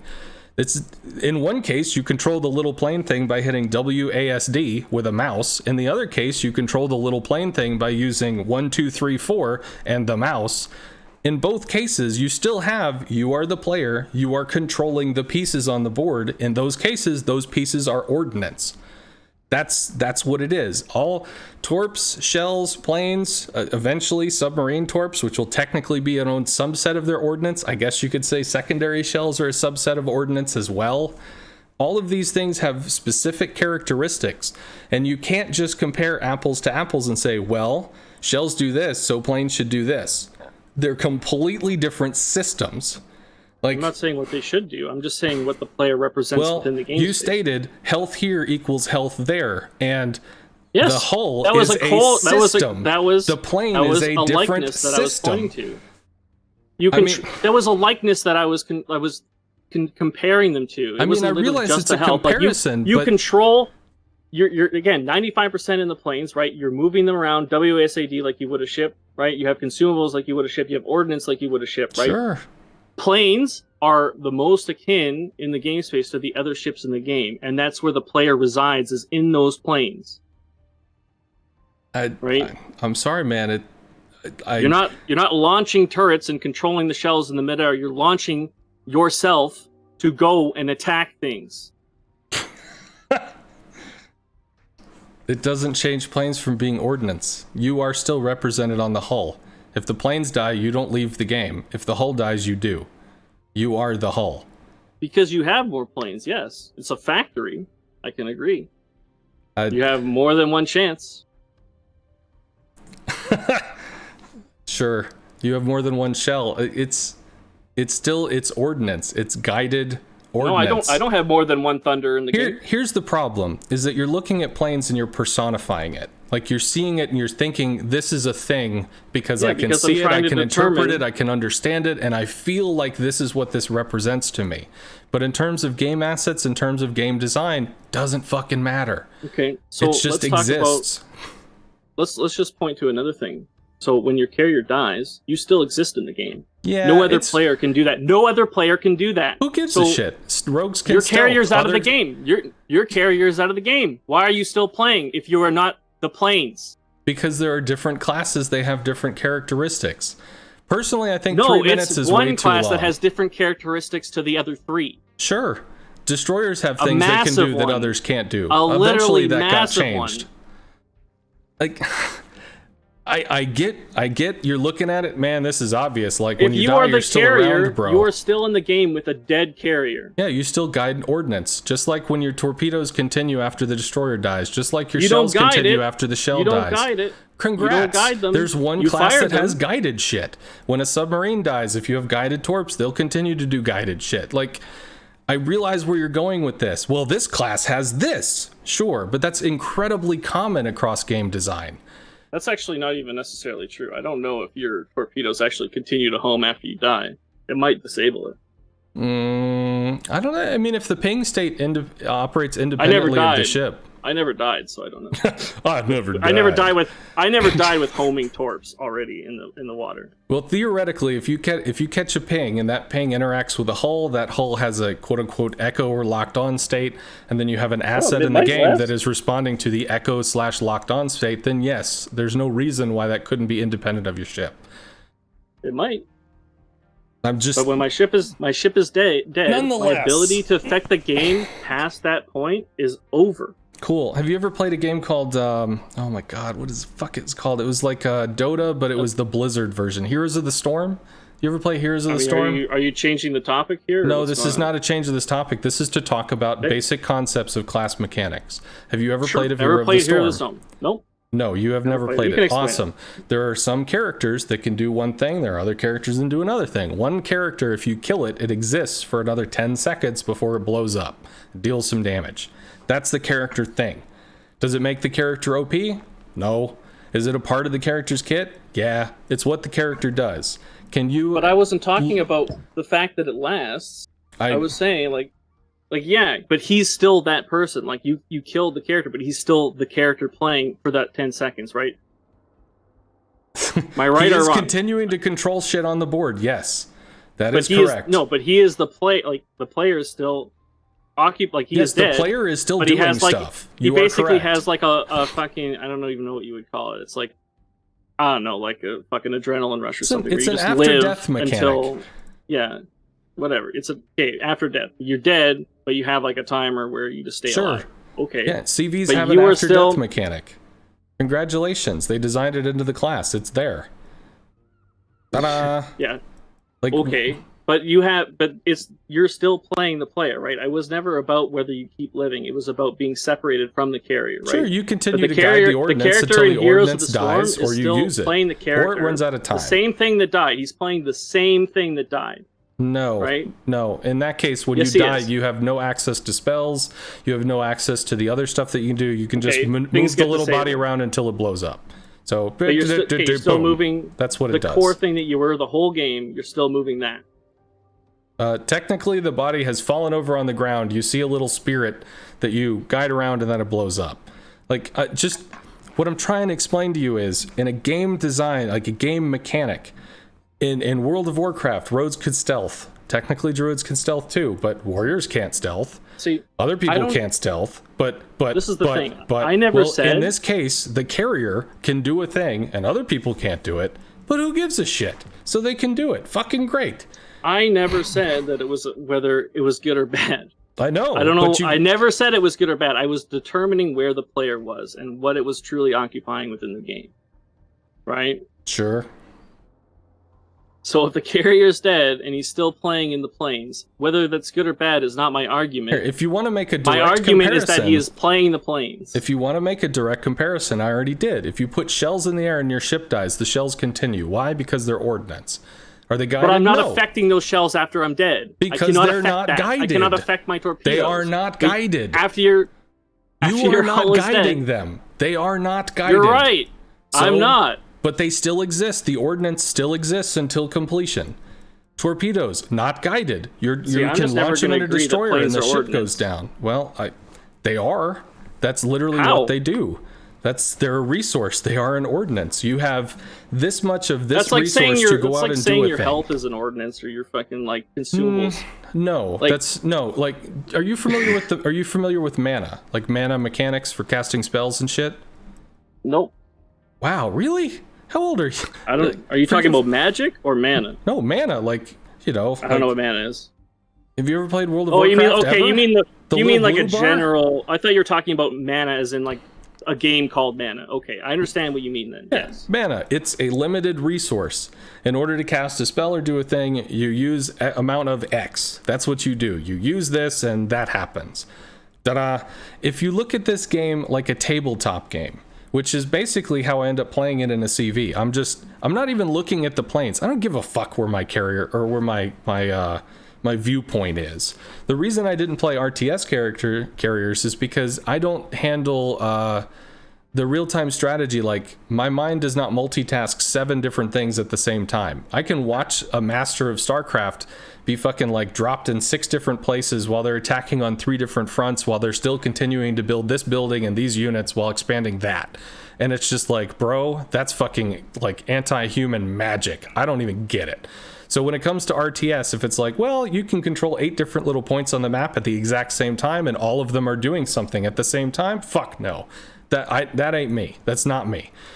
This version where I'm just controlling 1, I can control 1. Sure, I can do that. So that's what I do. Whether the camera's behind it or above it or beside it or what the fuck ever, I don't care. The camera does not matter to me. I literally spend almost all of my game staring at the minimap. The only time I look at the planes is when I'm about to make a terminal attack run and I need to actually line the reticle to hit the thing to see how I'm going to interact to try to get the shot. So if you look at this in terms of a board game, and this was something okay, so I'm going to move off. We're still kind of continuing the conversation, but let's sum up the argument before we move on. Okay. So I think, like, again, we're arguing. We're never going to agree with the other side, right? Oh, no, this is pretty much a known but thing. let's just sum it up, right? So I'm saying that the player resides more in the planes, and that is what is identifying as the player in the game space, right? That's and I'm what arguing you feel. that. Yes, that's what I just said. I just said what I said. Absolutely. Right? And the point, I guess we can get past the ordinance part, but the point was going to be that you have a player attacking people, right? And the people that are being attacked cannot attack him back, right? Yes, they can shoot at the carrier, but I'm not signifying the carrier as what the player is. You, however, are making the argument that the planes are ordnance based on the carrier having more than like one existing squad or whatever, right?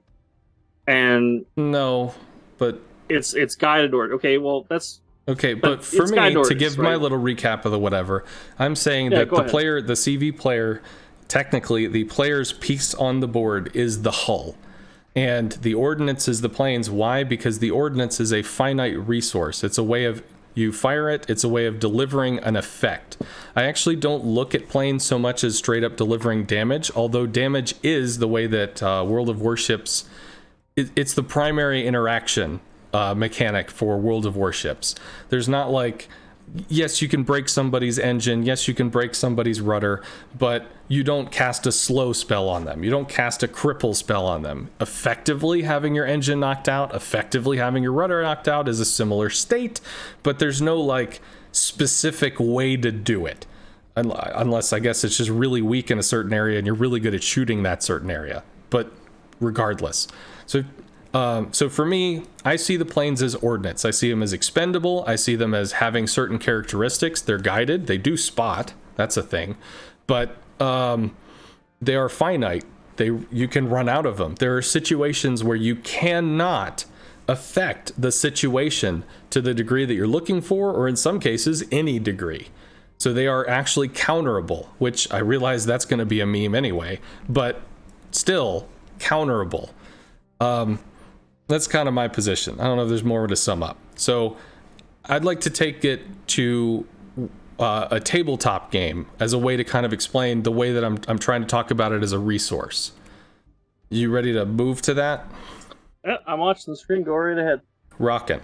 So if you have your hull, say, and technically with a tabletop game, you don't even have to represent the hull, although you can as a win condition. If you kill it, then they can't do effects anymore. But so you got the hull, it's over here, whatever, it's off grid. I'm not making this grid like gigantic. I made this while I was explaining something. Mm-hmm. If the DM, and I can go through all the movement rules of the shit that I've come up with, but for the purposes of the discussion, it really doesn't matter. The DM I remember the loose argument. I watched this video. Awesome. So if the Des Moines has an anti-air resistance of, say, 2, then you as the carrier, I'm just using like numbers from the game just because it's more identifiable. You have 3 different types of resource numbers. You have 3 different types of mana, quote unquote. You have rocket mana, you have torp mana, you have bomber mana. So you, allocate X amount to it. We'll say 9, just because that's common in the thing. And planes may move at a hex rate of, say, 10 hexes per turn, where ships move probably about 2 to 3. So they're faster than the ships. Ultimately, you come in, you move from hexes, you go in, you get to a ship, you initiate an interaction, an effect, something that occurs. When this interaction is affected, the resistance value is reduced from the amount of planes, so the 9 would become 7, and an interaction state has now occurred. You've basically, quote unquote, cast an effect on this area or on this ship in this situation. Cast torpedo strike, stationary. And while this isn't all written here, in a stationary situation, this Des Moines is now here. You basically have fighters or you have planes coming in, like theoretically, because in board games, you don't animate all this shit. It happens, you dream it up in your brain, like in your mind. So planes are coming in, they're threatening the Des Moines with torps. If the Des Moines does not move, the Des Moines takes 5 damage because he ate all the torps. If the Des Moines moves 1 space, the Des Moines has dodged some torps but eats 3 damage. If the Des Moines moves 2 spaces, the Des Moines has received no torps and takes 0 damage. This is an effect. This is a map manipulation effect. It's based in damage, which is a common way of interacting between characters or units or items or things in game spaces. Now, often with surface ships, you have a fixed location, and like your interaction mechanic is still going to be damage, but because there might be things in the way or barriers or situations where, positionally you can be denied the ability to deal damage, then board position becomes extremely important. And also there will be, if I fabricated all this crap, there's ways to indicate where the nose of the ship is, the sides angled state of the ship is, the broadside state of the ship. So it varies the amount of damage they could take.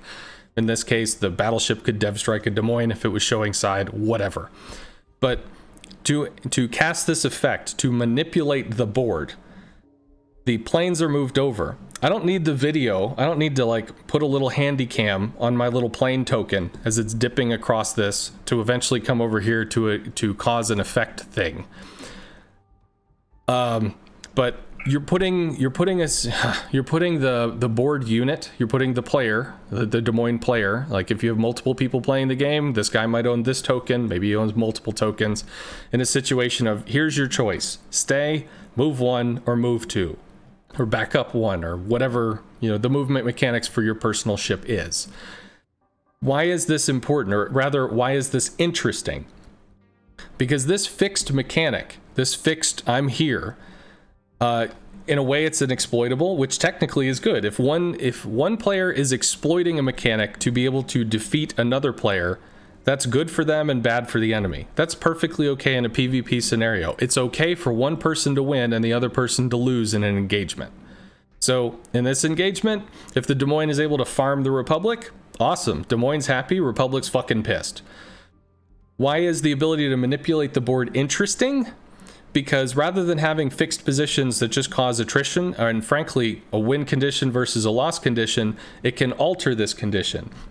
And if you have a much larger board where there's not just this, but there's 2 or 3 other events that your planes could move 10 hexes to go somewhere and cast an effect to manipulate it potentially in your team's favor, then you can attempt to put out a fire. The Des Moines might move, the Republic is going to shoot, maybe he hits, maybe he misses. It comes down to a 1v1, but either he stays and eats torps or he moves. It gives you a choice. Where does the resource come in? Because if the Des Moines is here, he could have another ship. He could have a ship back here. He could have a Holland that's just kind of sharking around, spotting the thing. He's back here. Planes are coming because he's in a certain area of effect. That's going to increase this maybe to 5. Well, eventually this number goes down, and you can make an artificial regen mechanic. You can make it so that every round, every whatever, you get 1 rocket. The next round, 1 torp. The next round, 1 bomber.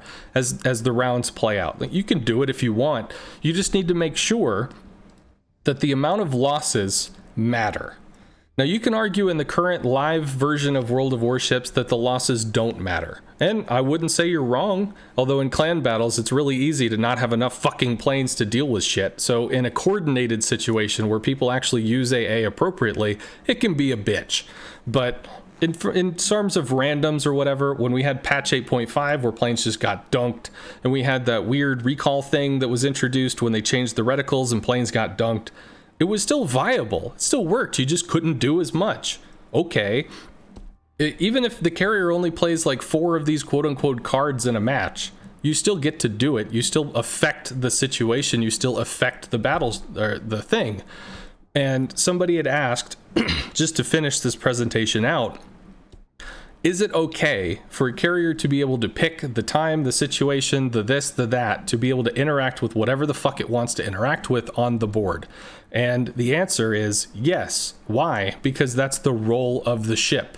The role of the ship is to interact and manipulate the game space to cause the enemy players to move or do something different in relation to the team.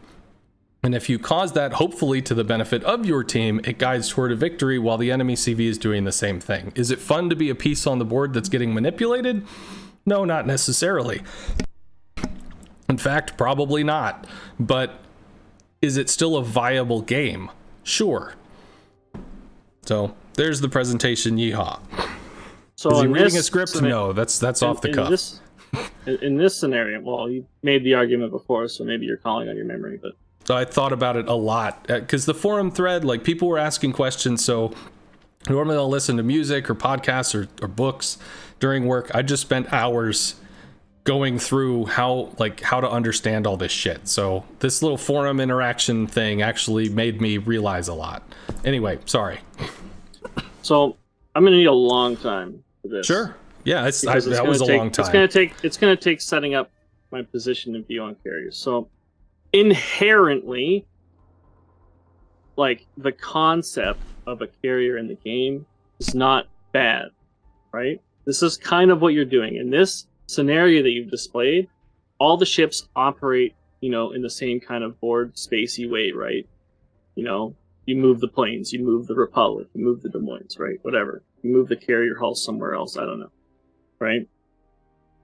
My problem with carriers doesn't stem from their existence, but how they are allowed to interact with ships on an individual level, and how those ships aren't able to interact with the planes in return. Because when I just argued that the player is the planes, when you cannot interact with the player, it is not PvP, right? I cannot engage in PvP with the planes. Even if I go out and shoot his hull, I'm not PvPing the carrier because he's not even in the hull. And even when the hull dies, he still exists within the game. In this situation that you have displayed, there is nothing wrong with the carrier forcing the Des Moines to make a decision. Now, in this situation, the Des Moines has to have something to spot for it, right? And then maybe the Republic has something else screening for it and whatever, right? In this kind of argument, there's nothing inherently wrong with having a carrier dislodge a position or, attack something on a flank or whatever. It is the way, when you translate it from this board example to the real game that we have, that the interaction is not fair to both players because there is not really a PvP interaction going on. The player in the ship cannot attack the planes physically himself, right? It is an automated AA system that he is employing to fight. He has no control where the flak goes. He can't aim the flak anywhere. He can't aim the continuous damage. All he can really do is hit his priority sector and whatever, right? And the player in the planes is basically just kind of flying through a literal mini game of flak that is very predictable because it is, there's no agency from the player enacted in the flak, right? It's just the same old flak over and over, right? And so that is the example you have here. Inherently, I have no problem with it. It's the way that they act in the game space that I take an issue with, right? I don't feel that me not being able to shoot the planes is fair. All right, it's an automated system that literally the worst player in the game and the best player in the game have the exact same AA capabilities within the ship and the AA skills that you can take. There is no determination of the player within the AA. There is no agency of the player. The skill doesn't come through, and you don't have a way to enact your own. You don't have a way to hurt yours. Like, you do not have a way to hurt the planes. Your ship does, right? By just throwing up black clouds and whatever, maybe runs into them. But you are not taking action against the player in the plane. And that is why I argue against carriers in the game, because I feel like you need things like manual AA, because you need to be able to attack the player within the game space. Now, you can argue that player wouldn't have the ability to control that much stuff going on, and maybe you're right and maybe you're not. It doesn't matter. In order to have, from my perspective, a fair PvP experience between the player and the ship and the player and the planes, I need to be able to take my AA and shoot at him. That's all I have to say. So it's more based on, like, you want to feel the interaction. You don't want it just to be an automated thing. It's not even feel. Like, if I'm playing a shooter, right? If someone's shooting at me, I can shoot at them, right? If Sure. I'm playing a board game, right? A player can move their pieces and I can move my pieces. If I'm playing strategy game, right? I build up my base and my opponent builds up their base, right? We have the same kind of things and we can do the same kind of things to each other. But I can, in the game of World of Warships, I am not enacting my agency upon the carrier. Even if I go and shoot his hull, he's not even there. And when the hull dies, he still exists in the game. Yes, he can't take a new squad, but he still exists in the game and he can still hurt me, but I cannot hurt him. So, as far as the interaction with plane stuff, like, I've heard a lot of people say that AA is automated. I don't get to shoot down the planes. I don't get to have the interaction or whatever. To me, I don't look at AA that way. I look at AA like armor. I look at AA just like it's another stat. Turning radius, rudder, whatever, engine shift. Like, I just look at it as the performance characteristic of the piece that's on the board. So while it would be cool, because I was talking with somebody last night, Seven, I think I had a brief conversation with, where he was saying that, like, he was hearing some people talk about something, and I think there's a game called, like, Battleship Action Stations, if I recall the name correctly, where Battleship Midway, Battleship Pacific, I think, what you're talking about. I don't know, where you could basically get behind the gun to do the thing. So, like, you could have an option between sending ships with the map and having them do AI things, and you had the option of taking physical control. Yeah. So for me, like, again, because I just think of it as a piece, like, when a shell comes into me, I don't think about having, like, an armor hardening mechanic. I don't think about, like, if I was able to alter, systems to port or whatever, and power to port or something, that suddenly I turned my 19 mil armor into 25 mil armor and bounced something, whereas otherwise it'd be overmatched. Like, I don't think of an interaction characteristic like that. If the shell overmatches, it overmatches. So I can angle to it, I could try to juke, I could try to dodge it, I can try to do what the fuck ever, but, like, having a direct interaction through my armor, no, armor is a fixed thing. It just is what it is. I see the same thing with AA. It's a fixed thing. It is what it is. Can it be destroyed? Yeah, it can. So the value changes. That sucks. Could they remove that from the game? Sure, they could. That's a game design decision that doesn't have to be there. Maybe it's archaic. Maybe it doesn't belong in this system. Maybe it was better in the older system where you had all of your resources up front, but if you took it against fully armed AA stuff, they just got fucking murdered. So then you actually needed the team or something to weather the AA so that you could take your very precious assets to be able to do something. So, like, for instance, in my little example, if the Des Moines, before he gets his ass kicked, has, like, a defensive 8. So going against this, it's not losing 2 planes, it's losing 8. Every time you touch this, 8 planes die. I mean, you could do that. You could change the number until he takes shells, and then whatever gets reduced to 2.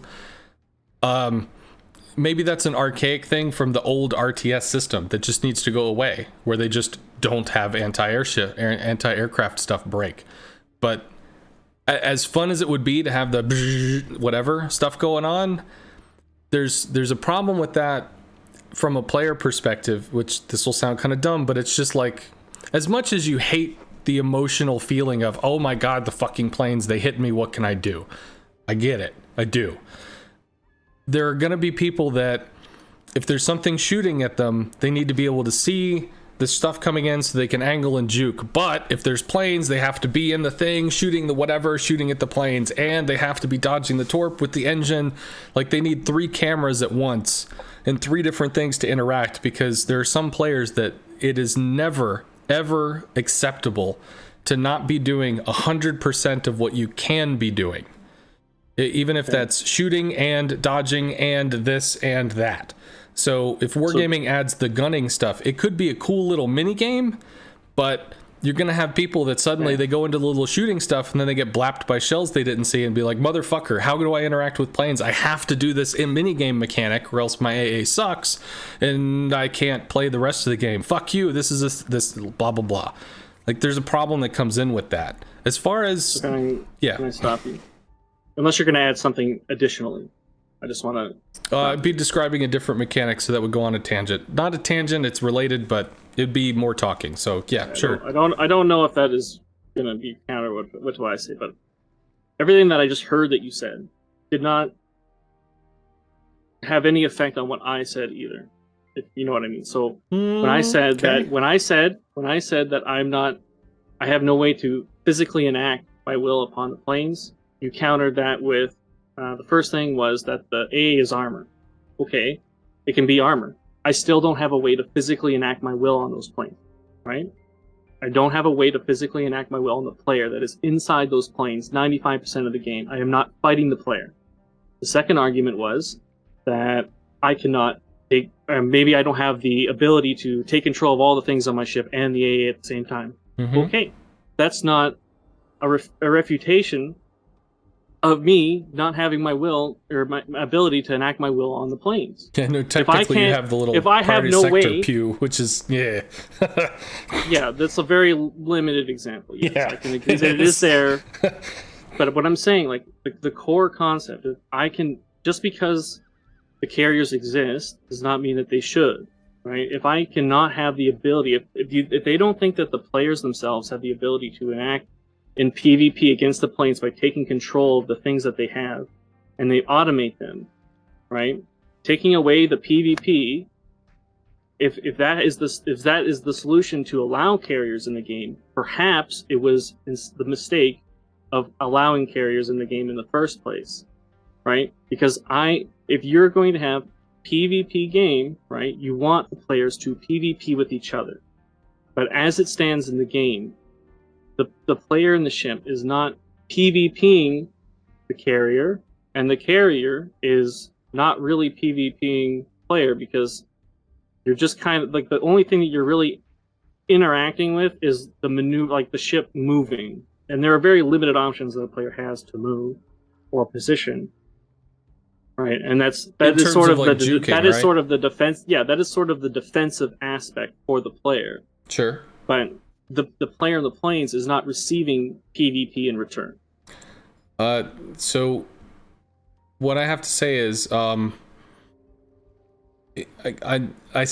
see this game as a tabletop game, and the most important thing that you can do in a tabletop game is take positions. So you're aware of auras, yes?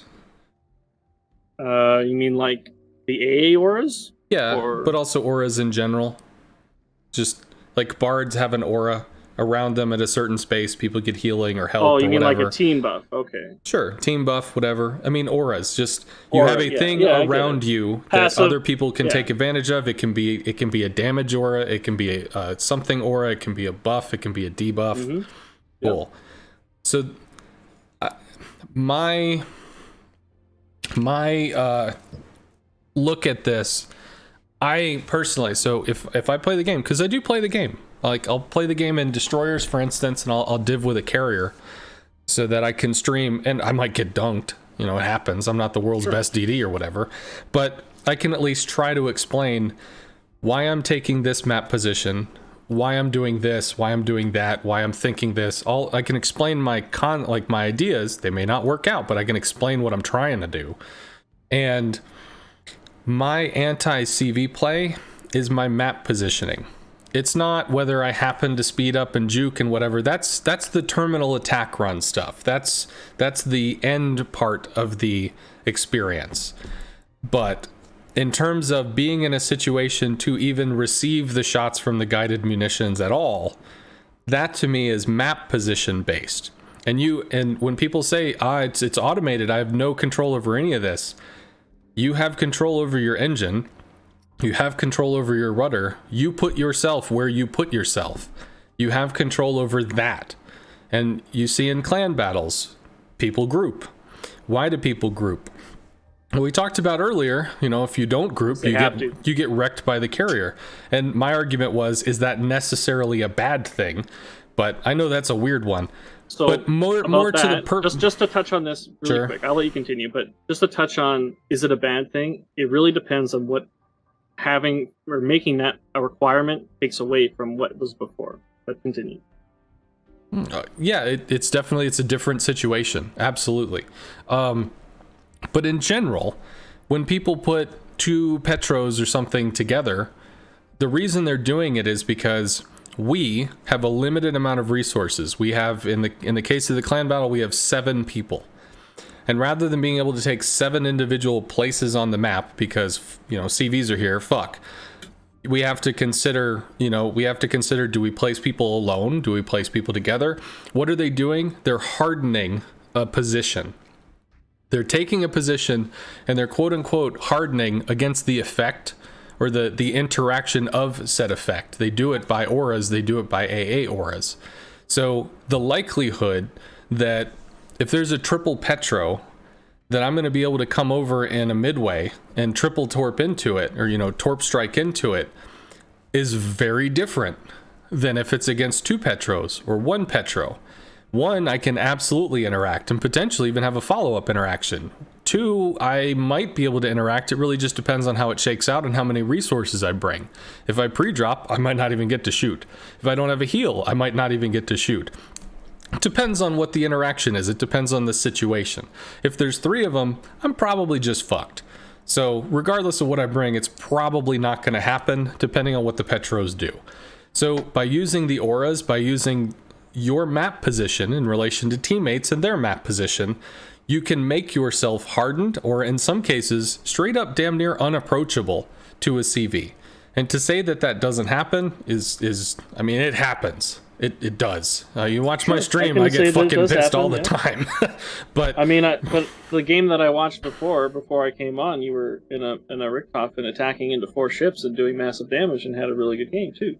So you can say that the opposite can happen. Just because you're together doesn't mean that you are effective. Yeah, the Richthofen has a weird thing with its bombers where lots of heals.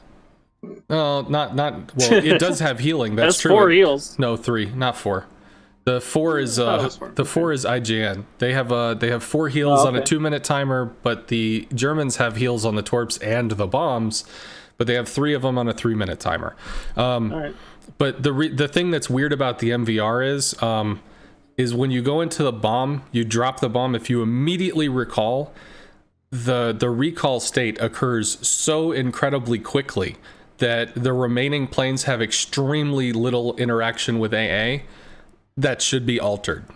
That's not the way that it works with Midway bombers. It's not the way that it works with Hakuryu bombers. It's not the way that it works with any other plane type. It does actually. It depends on the speed of the plane. So if you are boosting, if you're boosting right after an attack, you have because the planes are trying to catch up to where you were, so it's like a super speed. So if you F right away, while you're boosting, they do rise very fast. All the planes do this. Let me rephrase. The extreme extent of the MVR's bomb's immunity in that situation is very noticeable. In other situations, is it strong? Sure. It's powerful. Can it be nerfed? Sure. Whatever. In the MVR's case, it's obnoxiously out of line. Will it eventually be tuned or altered or balanced? I hope so, because frankly, it's bizarre. So yeah, in that case, they need to unfuck that, because that is wrong. That's awkward. That's back like offensive slingshotting was. It's like this you put AA as a mechanic in here because it's supposed to matter, and then you have this that just ignores it. So what the fuck are you doing? Like, it's this part it's of like the system. HE dive bombers on destroyers in 080. Yeah, I wasn't around for that, but I do remember when the reticle was altered to spread the bombs out. Because I did play briefly before they did that. I think that was patch 8.3. Yeah, that was pretty dumb. Yeah, so the MVR bombs, that needs to be unfucked. Just straight up. It does. But in terms of map position, that's how you play. If you're in a destroyer, it's not that you have to hide under the skirt of a carrier or you have to snuggle up on the ass cheek of a battleship or something. That's not at all the situation. There was a game, I was against a Kraken member, I think it was. It was 1 or 2 games prior to the end of the stream. And I think it was like Error 404, Hangar Not Found, I think was the guy's name. He played in Oland, and he would just tip into the cap a little and then back off a little, and he had battleships that were 3 to 5 kilometers away from him. I mean, the Oland has decent tier 8 AA, it does, sure, but the fact that he was still able to use team assets to have a place to retreat to or have cover from meant I could try to go after him, but I'm on a timer. I don't really get to pick my shot as much as I could if he was completely isolated or something like that, because there's an aura, there's a situation that you have X amount of time before your shit's dead. Make the best out of it. Figure it the fuck out. The way that he positioned in reference to his team, it's not that he was hiding behind him, it's not that he's, I can't fucking play. He was extremely influential in holding the flank, being incredibly hard to dislodge, and frankly locking down 4 of my teammates just by the fact that he existed. And my attempts to dislodge him or interact with him were buffeted by the fact that he had other people with their aura to be able to assist him. Like he did. In a clan battle situation, there was a brief thing, I don't remember who did it, but there was like a gearing Des Moines Worcester. So the gearing would drop smoke close to the cap, and then the Des Moines and the Worcester would be hiding in the smoke, and the gearing would, be able to spot or pop into the cap or something. And if you got close in the CV, in order to interact with the gearing, you're eating shit from the Des Moines and the Worcester. So your time limit on your interaction is much different than, there's a DD off doing shit. Oh, guess I'm gonna go after him and fuck him. Like it's completely different because of map positioning. You choose where you are on the map. That's your choice. And when the effect card or when the situation starts looking your way, using those auras, using those positions, you get to choose. Am I gonna make it hard for him? Am I gonna make it impossible for him? Am I gonna make it easy for him? Like that's in your control. No, that's right, but I'm not attacking the player. Yeah, like, and that was the whole argument, right? Everything that you really just said was defensive based, right? Positioning is really defensive, maneuvering defensive, right? See, for being me, with others is defensive. Yeah, it's all defensive, right? But offensively, I am not PvPing the player in the planes. Sure, I am not. I have no physical interaction. Now, on the Olin game that you mentioned specifically, this is why randoms are really hard to have evidence for anything. Sure. Right? You can take any ship in the game into a random battle and have monster game in it. That doesn't mean that every ship is a monster ship, right? A lot of ships are garbage. Sure. And there's a lot of skill and player variance across in random, right? You're not going to have equal skill. So to say that the Olin did well because, he was playing with his ships, yeah. But that doesn't mean that the enemy team was doing the same thing. Maybe they were feeding the Oland, right? Maybe they were much worse. If they were equal skill in a comp battle, do you think the Oland is going to have a performance like that? It's hard to say. But just because it happened in a random battle isn't evidence for anything one way or the other. Well, I can say very directly from my stream experience, he may not have shot my hull in the face, but he absolutely fucked me over for minutes on end because the other flank was broken. There was no saving that flank. The only way through was through that Oland, and the answer was there was no way through the Oland. So he may not have shot my hull. He may not have shot me personally, but everything that I attempted to do to dislodge him, the answer was get fucked. So, I mean, I felt pretty interacted with. As far as all defensive though. Yeah. It's like you're playing an FPS. You're hiding behind a wall, and the enemy can't shoot you. It's, right, that kind of fucks over the guy. That fucks him over. You can't shoot you. Right, it's like you're a small lynx and you're in a smoke. You can't really be shot at. There's PvP instances where somebody has a sniper rifle and somebody else doesn't. The guy with the sniper rifle probably fucking wins. And you can sit there and go, you dirty goddamn camper, you motherfucker, how you did this, blah, blah, blah. Sure. Like... But you don't start the battle with a sniper rifle, and he does, and you don't, right? I guess, but you have equal opportunity to get the item or the drop, right? If it's a power weapon game. I mean, in some games, Call of Duty isn't very accurate. Call of Duty is different. You can there's a lot of shooters, random shit. In some games, yes, you all have an equal starting place that you all start from, and in that way, it's equal. Which that was part of, I think you said PUBG a long time ago. It's like the part of the PUBG is that there's chaos. You land, you hope you find something. What you find, it might be that you found a bat or a frying pan while somebody else found like an AK-47. So, this sucks. Did you have control over your situation? Did blah, blah, blah. Technically, you all started even, so you can at least say that. But there are games that are asymmetrical games that you don't start that. You pick your thing, you have this is what you have. Somebody else is against you, they win. But nope, they win, because what they have counters what you have. You get fucked. They win. Well, but nope, they win. That's how it's going to go. Like that. Do what? The three classes do operate on an asymmetrical balance, I can agree. Yeah, they operate with their own set of characteristics, their own kind of concepts, and it's the complex interaction of how they all go, sure. And CVs have the same thing. CVs have their own things. They have win conditions, possibilities, what they can do, what they can't do. There's a whole bunch of stuff. It's all thrown into a blender and comes out into a game, which... But that doesn't make it inherently good or bad. It makes it viable. Just calling it asymmetrical balance doesn't mean it's okay. Yeah, there was a game called Evolve. Did you ever hear about that one? Nope. Evolve was 4 humans versus 1 monster. The monster was released into the game space 30 seconds. Well, this is like... It's a shooter. This is literally like... no, it's like Dead by Daylight. Why didn't you say that?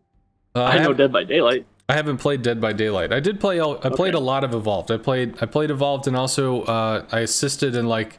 I wouldn't say it's the competitive community, but like in terms of streaming and trying to put stuff out there, I assisted in that. But the core gig was there's the monster and there's 4 humans. The humans are hunters. The hunters, like, one of them is a support, one of them is a DPS, one of them is a tracker, one of them is this. They have a kit. They don't get to change their kit. They have what they've got. The monster is released 60 seconds early. He goes around trying to eat shit. The more shit he eats, the stronger he gets. The faster you hunt him and kill him, the better. If you don't kill him quick enough, he's probably just gonna wreck you, which happened a lot. And the fun part about that game is the interaction is inherently unbalanced, especially depending on time period. Early in the game, monster extremely weak. Late in the game, monster extremely OP. And it's the back and forth over the course of the timeline interactions where if the hunters are able to chisel enough off this asshole that even by the end game, while he's OP, he's still weak enough that they can bring his ass down, woot. But then you start adding players in. And there's players that don't know how to track, and there's players that don't know how to chase, and there's players that don't know how to shoot, and there's players that blah, blah, blah. And the fact that it was asymmetrical, while cool and functional, really didn't fucking work to the random populace. Just really, really didn't work. And the whole game just dissolved and died, which is unfortunate because it was cool, but it just didn't. So kind of going back to the whole viable thing, in that instance, not viable. So I would say that even like the game like that or like Dead by Daylight, all those games are not viable. Like you take Dead by Daylight, right? It's impossible to balance. I don't know what Dead by Daylight is. What is it? It's Dead by Daylight is like you basically you're a bunch of survivors and you get hunted by like a killer. So like Freddy or Jason or all the kind of special horror themed killers that they put into the game. So it's like sort of like that. It operates.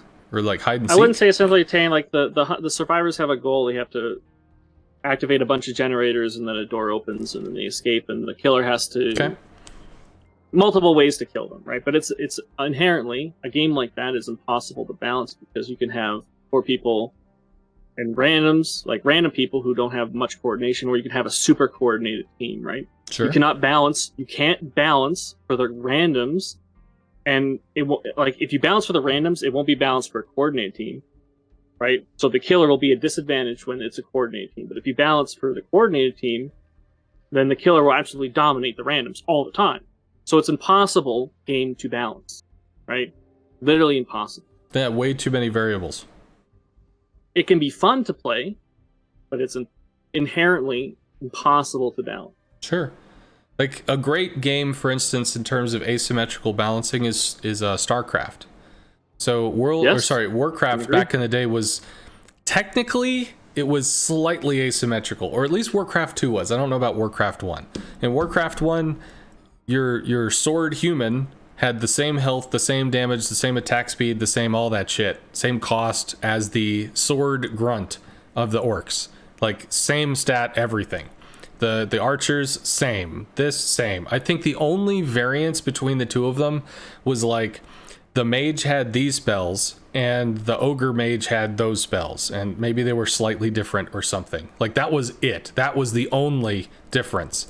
And then you have StarCraft, which comes in, which has 3 different design concepts, or at least like core identifiable concepts that they go off of, and then they have to figure out how can we somehow make this shit balance off each other even though we're using completely different numbers. We know impossible.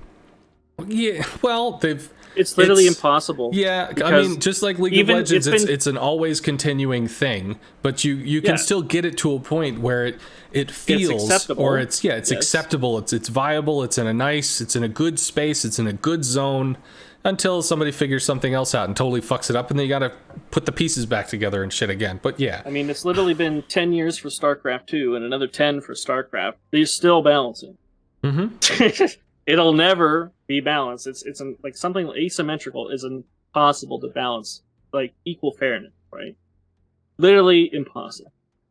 But I mean, I guess, well, there in infinite amount of attempts, it's probably you can do it eventually, but it would just take so long to get every little detail and be perfect, right? Well, but also part of the fact that it's balanced is the fact that it's imbalanced. It's part of the really, like, it's part of the thrill of watching it, at least for me. Sure, yeah. I mean, it's the fact that if it was all machined out, then you have the answer. This is the way. But by having the variances, by having the differences, by having this actually, like, when you start pivoting on this second of this minute or something and you alter your build profile, just the way the things interact, the way that the combinations come in becomes so much different. Like, yes, you know, X piece does thing to other X piece or whatever, but the fact that there is the imbalance does make it constantly like, ooh, what's going to happen with this? Ooh, how do these things interact? Ooh, this amount of things versus this amount of things with that variant? I don't know. Like, I don't know. It's fun. It's part of the charm, so to speak. That is part of the reason. That is part of the reason why I like World of Warships. I'm personally scared that, you know, I stream it a lot and I'll be like, God, fuck this game or something. But when I spend a lot of time focusing on who's moving to what section of the map, why are they doing it, how are the things being manipulated, where are the pressure points, it's always different. Granted, it's in randoms. But I mean, even in clan battles, watching people attempt to figure out how they're going to execute their tactics and strategies, it's always different. I hear, and the best I was in clan battles before joining TNG and doing carrier with Cowboy and Storm and stuff on that team. I mean, I played a destroyer, I played like a Des Moines. I was like Storm, maybe, low Storm, fuck, I don't know. Like, I didn't go over replays and examine all this shit. I played, like you were saying, like the camera viewpoint is from the ship. So for me, the map almost doesn't exist when I play one of those other ships because my head is so locked into physically being where I physically am that like it becomes a fantasy game. And that's one of the reasons why I enjoy the CV is because I don't look at the planes anymore. Like, what am I going to do? Just watch the propeller spin? There's nothing happening. I just stare at the fucking map the whole time. And that's where I get to play it as a tabletop game. The more that I'm transitioning to like try to play DDs on stream or something like that, the more that I'm forcing myself to talk to the stream in reference to the map, so the more it pulls me out of the game, which I think is a good thing, strategically anyway. I mean, I have whether so you're many playing tangents. any kind of ship, just looking at your mini map is just a learned skill. So. Yeah, it's just like for me, my I don't know how much this matters. I have Asperger's. Woo, yay, rar thing. So the mind does process information differently. Does it matter in this situation? I don't know. Fuck, I have no clue. But one of the ways that I've learned how to mimic facial gestures and body gestures, tones of voice, things of that nature is reading a book or watching a movie, watching a play, learning how to act and portray a character in a part. Because I'm seeing what people are intentionally doing to portray a thing.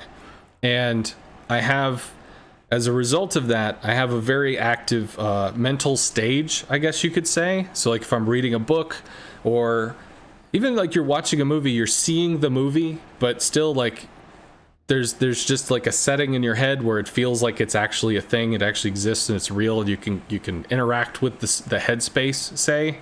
When I play a surface ship, oh my god, it is so hard to pull my ass out of it and recognize, like, if I'm driving my car, but I'm also thinking about the fact that I can look down from a satellite view and see myself moving. Like, yeah, my head's gonna stay in one place, and that place is usually gonna be the vivid story kind of place, not the analytical top-down, just seeing shit space. So it's extremely hard for me to do that. I can see the map and it's helpful, but I'm still trying to incorporate it into the surface ship play. It's a bitch. For me. Yeah, that's fine. I mean, the more you work at it, the better you'll get. Yeah, and that is happening already, which is nice. So I think we're kind of getting far removed from the original argument. We should probably sum it up for the people before moving on to something else, I guess. So I think essentially what we were trying to get across was I was giving an argument that it doesn't feel like the ships have a PvP interaction with the plane.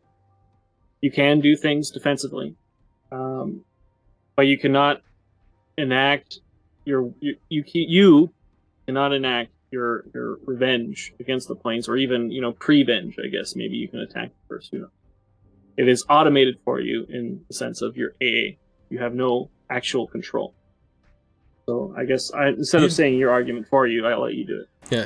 So just to make sure I understand yours, you don't feel the personal, back and forth. I don't think it is a true PvP experience. Okay. And then for me, I look at playing carriers as much as I do. The most important thing about what I can do and what I can't do relates to an enemy's map position. What I excel at is manipulating map positions, but when enemies take positions or reinforce each other or just fucking deathball or whatever, when they do things to lock down those positions in ways that really blunt my ability to interact with them or manipulate them, I don't give a shit about the continuous damage portion or the dodging flak a little bit portion. To me, the interaction with me to them on the surface are the positions that they take and how they reinforce each other to bolster them. So that, for me, is the player interaction that I have. But again, I'm not looking at it as like I'm flying the plane near doing the thing. I'm just looking at it like I was playing a tabletop game, like I was playing Warhammer 40K. I'm not worried about the animations and the specific back and forth. I'm seeing pieces moving against each other, and that's fully okay for me. I guess, I kind of want to touch on that now. Like, you're basically saying that you are playing a tabletop game while everyone else is not, right? That's what it sounds like. Because none of the surface ships are really playing a tabletop game. They are themselves in the game.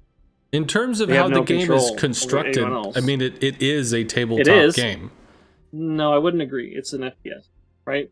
Something like, and I heard this argument before, right? You were talking about how, Sid Meier, yes, he did make a good Civilization is a cool game. And it plays, literally, like a turn-based tabletop game, like any board game would, right? When he suggested the XCOM guys to make a board game first, that is because they were designing a game that ended up being a literal board game. It is turn-based. World of Warships is not, you cannot pause, you cannot make a decision, and then, you can't play a move, right? You just do as you go. Sure. Like, it doesn't play like a board game. Here's actually a cool question for you. Have you ever played Diablo? Oh yeah, I love Diablo. Yep. Is Diablo a turn-based game? Not Diablo 3. Nope. So here's actually why you're wrong. Okay. and this is the fun part. So when the creator of Diablo was originally making it, he loved, and I mean loved, strategy games. He loved being in a situation where, and I think he'd played XCOM actually, and that was one of the things that he knew in the back of his mind with time units and shit. But he loved being in a situation where it's like, if I do this, I'm fucked. If I do this, I'm fucked. But maybe if I move here and do this and come up with this complex thing, somehow that guy dies and I live another turn and fuck. And he can figure turn by turn by turn how to get through it.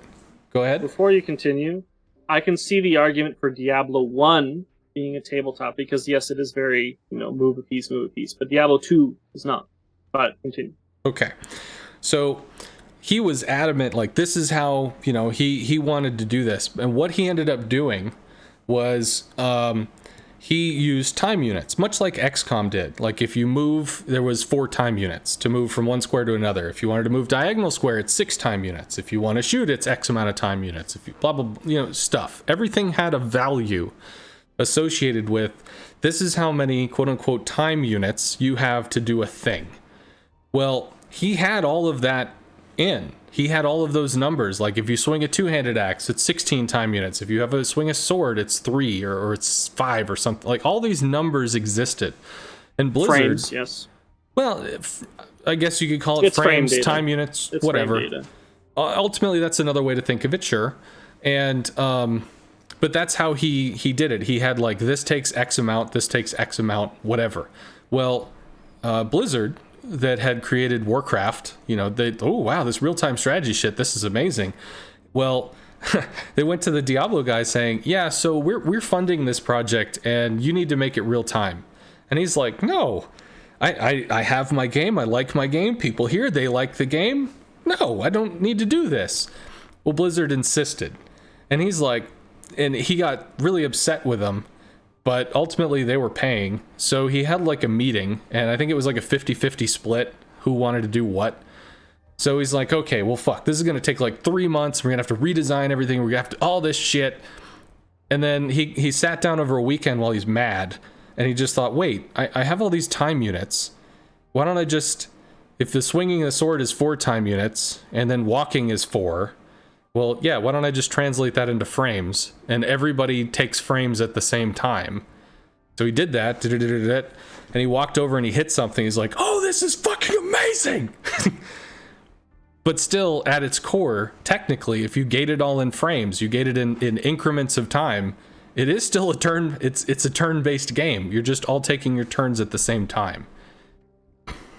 That is very, very flimsy and loose, I feel like. It's truth. I don't agree. No, you don't have to. There's a lot we don't agree on. But still, it's truth. He took the same game and he just made all the time units happen at the same time. It's like saying peanut butter is still a peanut, Yes. It was a peanut at one point, but it became something else. Right? Yeah. In that specific example, I mean, peanut butter is peanuts. It is. It might have other stuff in it. It but I think it's became just something else. Peanut. It's not. You don't. Yes, I get it. It feels different. It acts different. It plays different. What I get it. Sure, you identify with it differently. I'm just saying that when you break it down to its absolute core concepts, every movement, every action, every this, every that has a time value and increment value associated with it. So when I say, I see World of Warships as a tabletop game, everything to me has movement values, it has armor values, it has interacting and relationship values. You may not see it that way. Obviously, you do not. You see it as a game that lives and breathes, and you're in it, and you feel it, and you're doing it, and part of the PvP aspect is you looking the other ship mano a mano, turret to turret, or whatever, and saying, go fuck yourself, and firing some shells and watching them blow up. I get it.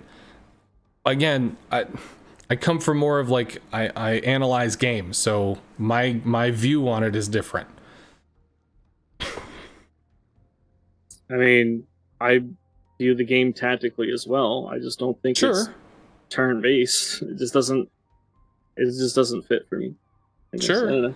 If something's going 10 knots and something else is going 30 knots, the thing that goes 30 knots goes 3 times the space of the thing that goes 10 knots in the same amount of time, in the same quote-unquote turn. It's the same. I mean, in a turn-based game, you'll often have, this like unit you're really moves, stretching the definition of things to do this. Well, this is how my head works, so maybe I'm just fucked up. But I'm not saying you're fucked up. I just feel like you're really stretching some definitions here to fit. Like, the thing is, like, you could literally encompass life is turn-based, right? If you stretch it enough, you literally can, right? Sure. But it's not, right? You make things are not all the same. You can't just envelop every video game under turn-based, which you literally could with the way you're trying to define things. But it's not. It becomes something else when certain things are changed. That's why we have basic language. This does not mean that, right? They're different because they're used for different things. Maybe, Yeah, I just... Sure. Some people see a cake as a cake. Some people see a cake as a cluster of components. Still the same thing. It's sitting on the counter. It's probably tasty if you eat it. But if you see it one way, I see it another way, it doesn't change the fact that it's a cake and it's made of a cluster of components. Sure. I get that. Okay, it's a cluster of components, but that doesn't... Like, you're just saying... If you want to say all video games, it's a real-time if you want to say thing, all video games, which to me is a cluster of frames. Okay, but that's not saying the same thing as it's turn-based. Yeah. It's not saying the same thing as saying it's turn-based. It's not. I can agree every game is a cluster of components, but it's not all games are turn-based. There was actually a game. Oh God, I don't remember what this was called. Ooh. I don't remember what it was called, but basically they tried to emulate a turn-based real-time game by having it that everybody would make their action, and then you would hit go, and then everybody's action would happen at the same time, and then you would choose your next action and you'd hit go, and everybody's action happens at the same time. So you might like aim at somebody, take a shot, but they're not there, they juked. And so that was an interesting game concept. Some people were really good at it. I did not enjoy it very much. But there was actually a game that was based around that concept, and I cannot remember what the fuck it was. But anyway, I don't think it's still around. It was a free-to-play game. Maybe it's still around. Something Chamber. Yeah. I'm not sure. I don't remember. To me, again, if I break it down into component parts, like I said, if something is going 10 knots, if something's going 30 knots, I just... No. Pool of Radiance. I think I played a game like you're describing. It was called Pool of Radiance. No, it was I'm gonna Google it now. Maybe I have it on Steam because it might be a different game, but I think I played a game that is like you're describing. No, Reactor, Atlas Reactor, something Reactor. I think it was Atlas Reactor. Is it? Can I look that up? Is that a thing? I feel like that was a thing. Atlas Reactor. Is that a thing, R? No? Son of a bitch. Whatever, it had a reactor, damn it. It might not exist anymore. I think they it didn't go anywhere, so it's off in the failed game state, or failed game bin, and nobody gives a fuck, Mart. So okay, here, yeah. So this is Pool of Radiance. In combat mode, the screen changes to a top-down mode with diametric projection, where the player decides what actions the characters will take in each round. These actions are taken immediately, rather than... Oh, okay, no, maybe it's not like that then. Yeah, it basically what it had. It is normal, like a normal turn-based then, like a Baldur's Gate. I thought it was like Arc Reactor or something, but it was like each character had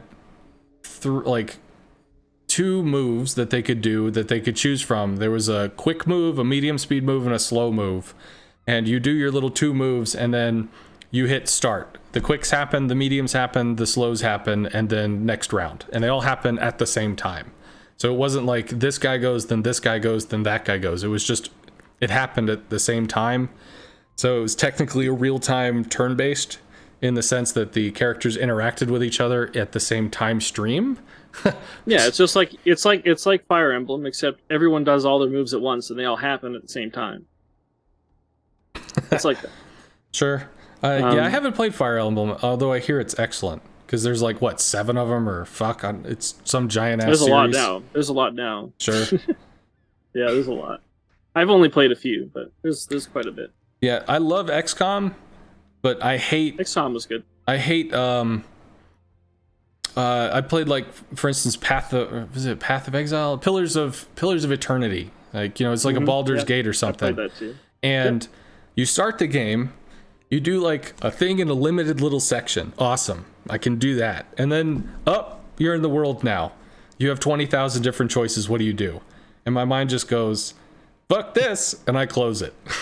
Oh man, if you think that game has a lot of choices at the start, you should play Baldur's Gate 2. That game, you literally leave the first area and it's like, good luck. They don't even tell you what to do. the most successful I ever was, I think I played Fallout 2 all the way to the end. So like I did one of those games, I got all the way through because I loved the humor, but I tend to get overwhelmed by choices. So it's literally when I was a kid in elementary school, I would go to school, we'd learn a bunch of stuff, and I'd go home and I couldn't get it out of my head because I couldn't stop thinking about all that. And then there's all the stuff at home, and then there's the show, and it's like my RAM was full. So there was a part of me that just literally made the decision to just flush. Like it's still in my memory. I remember the day, I can recall the experience or something, but just like holding on, gone, void. So when I get into situations where there's like 507 different things to do at the same time, my mind tries to calculate all the possibilities until it runs out of RAM and just goes, fuck it, and immediately just nah. So that's actually like the old RTS carrier for me. When you have 4 or 5 or 7 or 8 different points of interaction that you can play, and granted, when I've watched videos of people that play the old CVs, all they did was just group up the planes and fuck someone. So maybe that didn't really matter that much. But the fact that you could have so many different interactions was fucking overwhelming. The reason why I came back and ended up absolutely loving the RTS carrier thing, or sorry, the action carrier, whatever this, was because you have one interaction point. You do a thing, you're going to do it, you do it, it's done, you do another thing. Hopefully it worked. Maybe it didn't. Fuck. But the forcibly limiting you to, this is the thing I'm going to try to do. Well, fuck, I can't do that. I'll try to do this thing. Like going piece at a time, similar to like if you're in a surface ship, granted you can split your guns across multiple enemies, but you pick an enemy to shoot and you shoot it. You did a thing. Yep. And you pick another enemy, you shoot him, you shoot it, whatever. So it was in that limited space that, great. This is shit I can process. This is shit I enjoy. So part of the reason why I've really enjoyed WoWs. The other reason is I used to be, I don't know if I could say like I'm a competitive gamer, because competitively I tend not to give a shit. Like, I just don't. But I like to be really good at something. And older style FPSs, I was actually one step away from going to Microsoft in the regional, like the first ever national Halo tournament. I needed one win. So it was the regional Southeast. I was one win away from going to Microsoft, and evidently the guy that was there was just fucking super amazing. So I probably wouldn't have won, but like, could have fucking done it. And then every year, every game, all the shit gets faster. And then Counter-Strike came out where it's like, oh yeah, one hit kills are cool. You're dead. You're dead. Fuck. So as I get older, it's like I can play WoWs because it has paced interaction. It has, you might attack something every 15 seconds or shoot every few seconds or shoot every minute, theoretically. The paced interaction of WoWs is so fucking great. And I actually think it's a marvel of game design in the sense that you can have an 80-year-old man play competitively on a really high level because it's a paced interaction and his reflexes can keep up, which is just fucking great. World of Tanks isn't even like that. World of Tanks is like Counter-Strike where, I hit a shell, fuck, I'm dead. Yay! I wouldn't necessarily say it's a paced interaction. Like, there's always World of things Warships, going on. Even if you're not, even though you're not physically like shooting all the time or being shot at all the time, there's a lot going on and a lot you need to be paying attention to. So I wouldn't necessarily agree that anyone can do it. I would say that the barriers for entry are easier. Yeah, let me But rephrase. So, like in League of Legends, have you ever heard of Faker? Maybe you didn't play League, but have you heard of Faker? No? I've heard you talk about him when I watched the Awesome. video. So League of Legends, you might cast a spell, and rather than like you click on somebody, they're hit by the spell, which there are some, but mostly they're not. Why? Because counterplay reasons. If a spell hits you, it's going to affect you. There's almost no instance where if a spell hits you, you do not get affected. So like if planes were coming for you, you take damage. In terms of like World of Warships, there's no instance where the planes don't get to do damage to you if they get to you. So that's where like grouping up, annihilate, having too much AA, blocking it, whatever, it to me is different. But to go to the League thing, so if you chuck a spell, that spell has a travel speed, it might be really fast, and in general it might take 0.6 seconds to get from, generation to hit. Now I have an average response time of approximately 0.5 seconds, which I think is general human. Maybe it's 0.3 to 0.6, I don't know. But I have about a 0.5. I think the fastest human response is about like in the 0.23 or something like that. Yeah, so when you start getting to the professional level of League of Legends, or just professional levels of whatever the fuck pro game thing, where like Twitch-based everything is amazing, I mean, I wouldn't be surprised if you had people that could have input and output decisions in 0.1 seconds. Like just total fucking outlier. Just nuts. Which means that if you chuck that spell, it's going to take me 0.5 seconds to see the spell, know that the spell is coming, and to even begin to react to the spell to try to dodge it, which theoretically I have 0.1 seconds left to be able to do. Whereas then you chuck your shit at somebody that's a 0.1, and not only within 0.1 seconds does he still have half a second to decide all the shit he wants to do, but he has another 0.5 seconds of all the different things he's going to do in response to you to fuck you back up. Like, how do you even compete with somebody that can make 5 decisions in the time it takes you to make 1? Whereas in World of Warships, it's much more paced, which is so nice. People in the chat are some of them are getting antsy that we're not kind of drifting off topic a lot here. Yeah, I think I have time for one more general argument. Okay. And then I'll probably have to go. Sure. So, did you read the forum comment that I made in its entirety, or you just skimmed through it? I think I read it in its entirety. I glommed on. You probably don't remember it though, right? Well, no, not in full. I do remember that there was a way that you phrased something that's like, you are the reason why this game is dying, and the way that you put it was not like you're representative of the reason. It was I never said the game was dying. Well, no, just how everything that's wrong with the game, and it's like, wow, so I am the demon that has arisen from the earth. It has nothing. So okay, well, we can touch on that argument first. I just thought it was funny. I wasn't demonizing you. I don't think you're evil. I don't think things you do are evil. I just think that, like, you representing everything that people have a problem with carriers isn't necessarily like your fault, or you're doing it intentionally, or you're trying to, hurt people or whatever. It has nothing to do with that. It's just how people react to you. I hear it a lot, actually. Oh yes, there are a lot of people that have very opinionated about me. I'm quite aware. Yeah. So when I say something like that, it's just that you represent all, like, the views that people have that are negative of carriers. You sort of represent everything that people feel are wrong, and that's all that I was really trying to say. It wasn't to make you make you out to be a bad person or anything. That was not the intention of what I was saying. Yeah, I will say when I read that, it came off as you you are the bleach chugging fucking imbecile that walked into this game and thought, ooh, this is cool. So you ran around being able to hit people that you have no godly reason to be able to interact with. We are your betters. Go fuck yourself. You are the reason this game is like, you are the cancer that's infecting this game. I'm going to be honest. I mean, know it wasn't intended that way, but well, maybe it was, but that's how it came off. It's not. So on one hand, carriers, it was funny. The problem with carriers doesn't stem from any one player, right? It's wargaming, right? If people have a problem with carriers, the onus is on wargaming, right? Players using them, it's within the game space. We pretty much, even to a 1, I think, everyone at 07 will hate carriers. Yet when it comes to clan battles, we still use it, right? It's not really the player's fault, but that's just how it is. But yeah, the argument was not meant to just insult you or anything, right? It was just pointing out how people react to certain things and how do you know why people I rail against you. Do you know why I play carriers? Because somebody actually asked that. Like, I think you play carriers because, or you like carriers because they're the only thing you're good at. Blah blah blah. Do you want to know why I like playing carrier? I mean, I'm pretty sure you already said it during our talk that it was the thing that you were comfortable playing because playing the other ships felt like you weren't.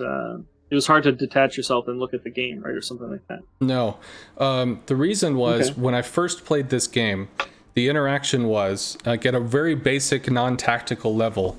You're there. There's an enemy ship. You lead the ship.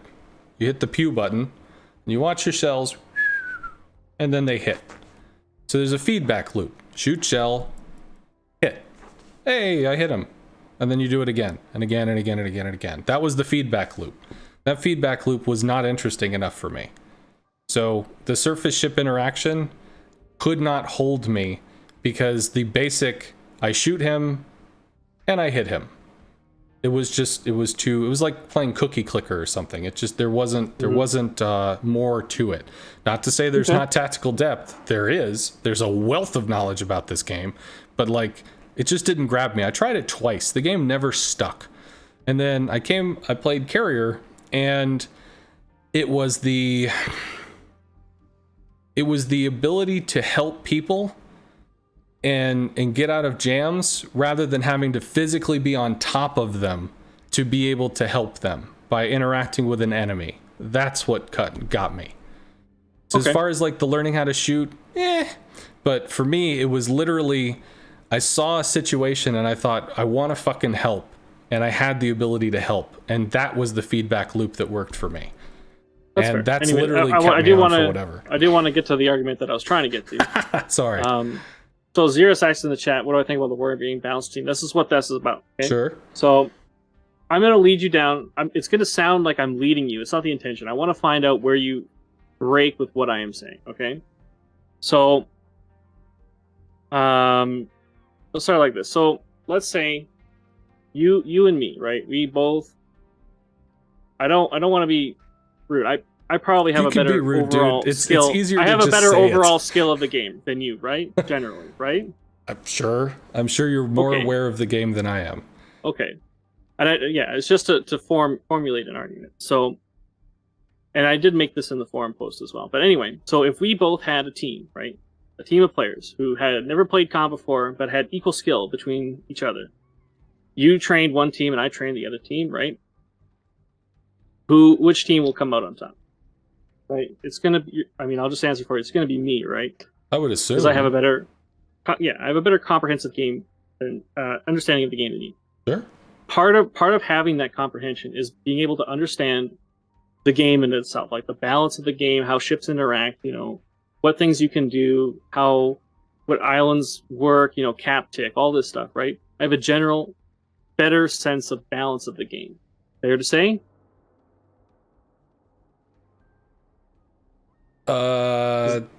Maybe. Question, yes.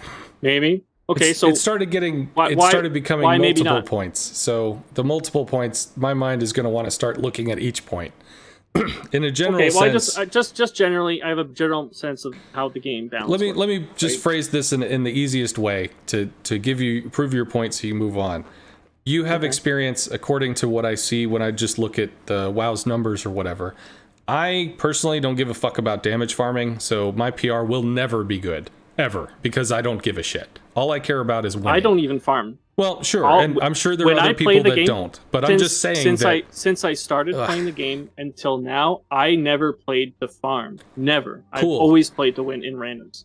What I can say though is seeing what you've got, it already tells me that you have a better innate knowledge of cruisers, of DDs, of battleships. While I don't know if I would say that we either have an equal or maybe an unequal knowledge as far as CVs, because literally I just went fucking ham on that shit. I'll give that one to you. But in terms of the other ones, so if there's a team, there's going to be a lot more cruisers, battleships, DDs on that team. So absolutely, your skill, your cunning, your capabilities would definitely outdo mine, because I wouldn't have the knowledge base to teach on that. Okay, so now let's replace you with Wargaming. If Wargaming took the same team and tried to like give it like the strategy and all the tools it need to beat a team that I trained, who's going to win? I'm sorry, say that again. It's late. My mind is wandering. We've been if talking for 3 hours. Replace yourself with wargaming, right? Now wargaming is training that team that's going up against mine. Sure. Is wargaming going to be able to train the team to beat mine? It's an argument about who understands the game better. Probably not, in the sense that game designers often don't have a better understanding than the highest of pro players. So that's actually a common issue. Yes, that is fair, right? So sure. Generally, and I'm not saying that the top players are the arbiters of balance. It has to be a relationship between the developers and the community to balance the game. But as we have it, right, a very large percentage of the top player community are against carriers. Sure. Whether you think it's right personally for them to be so or not, whether you understand or agree or disagree with their arguments, a large majority, right? Sure. So when you have something like that, right, it's not just coming from hatred, right? They're not trying to make the game worse. They want the game to be better. Yeah, I get it, man.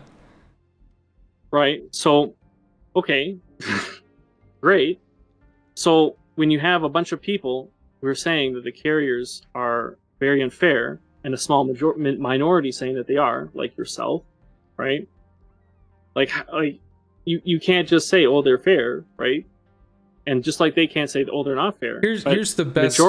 Majority rules, right? People are going to tend to agree on the right thing in mass, right? We already even talked about that earlier, right?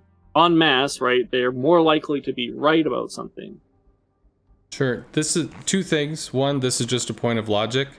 Whether the devs interact with the community or not doesn't even matter. The devs make a game. If you like the game, you play it.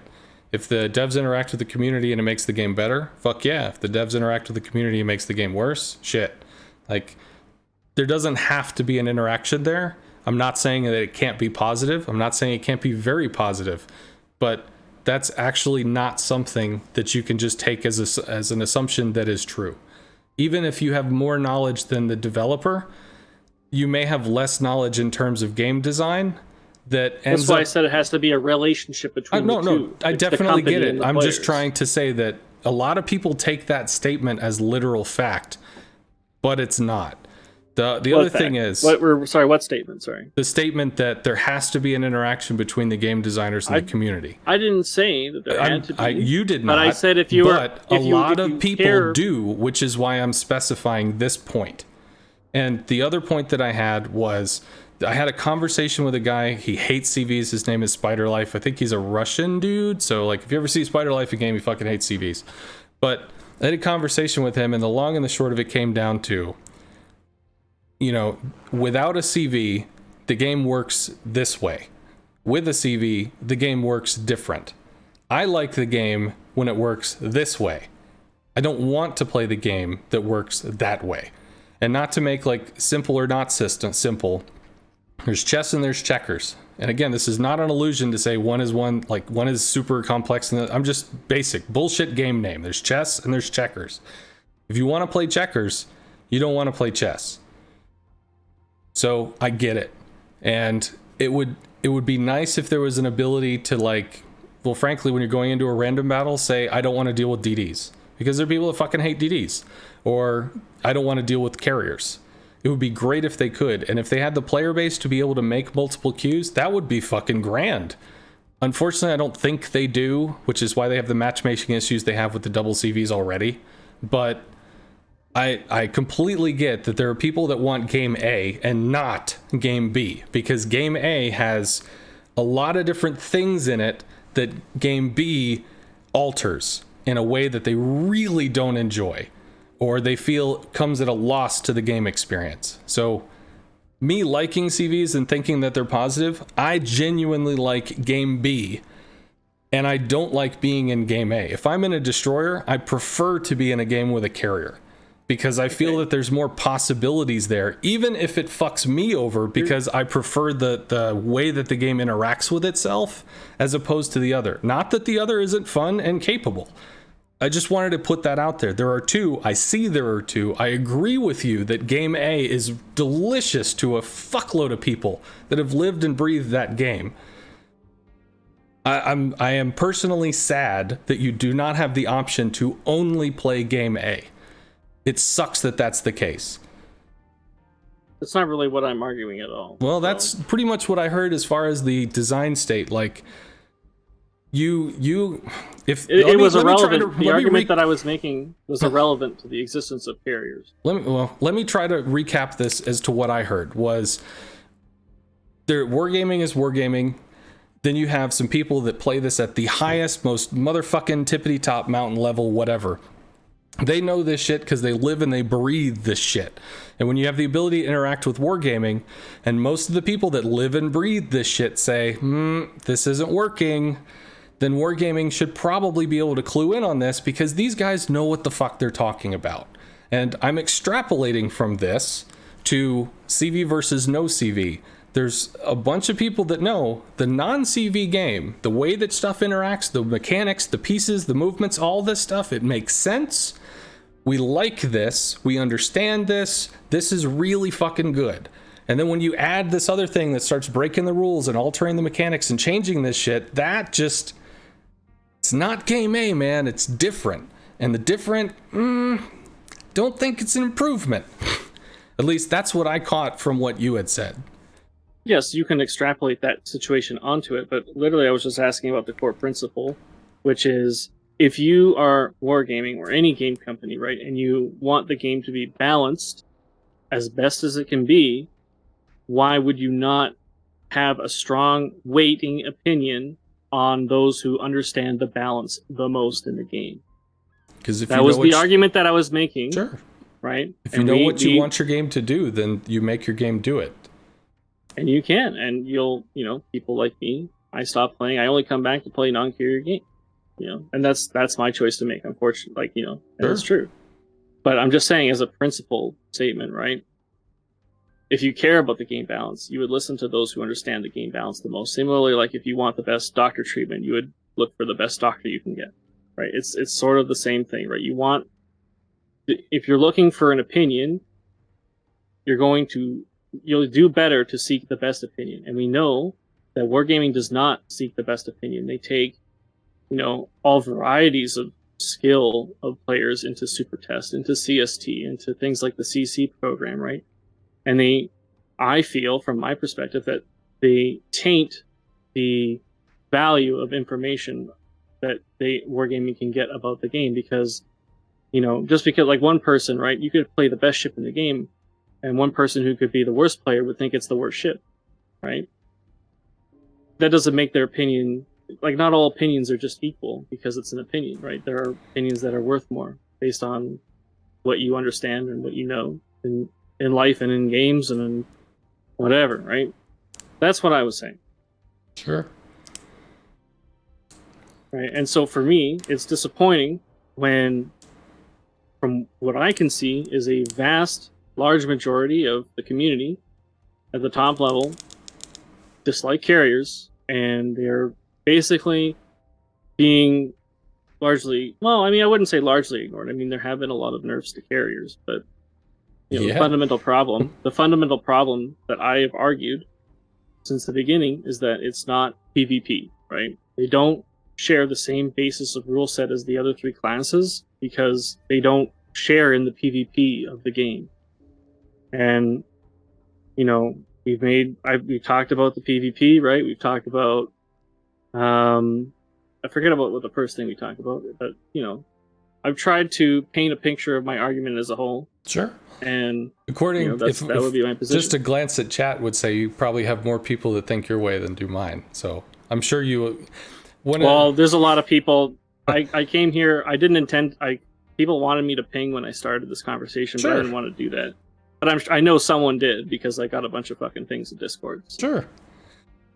Well, I'm trying to say a lot of those people could be of my community already. I'm sure you argued very effectively. I mean, I knew you were going to. That was one of the reasons I was excited to have you on, was because I knew you're going to be able to have a really strong perspective and be very good at being able to elaborate on it and enunciate it. And you didn't disappoint. You were excellent at having an idea and trying your damnedest to make it as blunt a hammer as possible to get it through me. And it took a while. I'm stubborn. It's a truth. No, you don't have to agree at all. Well, I mean, I know ultimately I'm not necessarily right. Like, I'm not necessarily right. I believe I'm right. You believe you're right. That's the whole point of we're having this conversation. Yeah, there's. Right? It's funny that I called this shit the balancing act, and yet I almost never throw out a question about how do we balance something. So it's kind of funny. It just ends up being a conversation series, usually about two people that are passionate on a topic. But still, I think it's fun.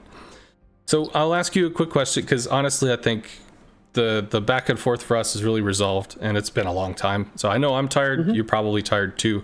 But there are a lot of people in chat. People are saying a lot of shit. Would you like to take some questions from chat? So sure. We've done that chat, previously. Hit me up, so bro. Let's go. Alrighty, chat people. Rock my world, chat. Yeah. If somebody has a burning question that they want to just run by us both, we're here.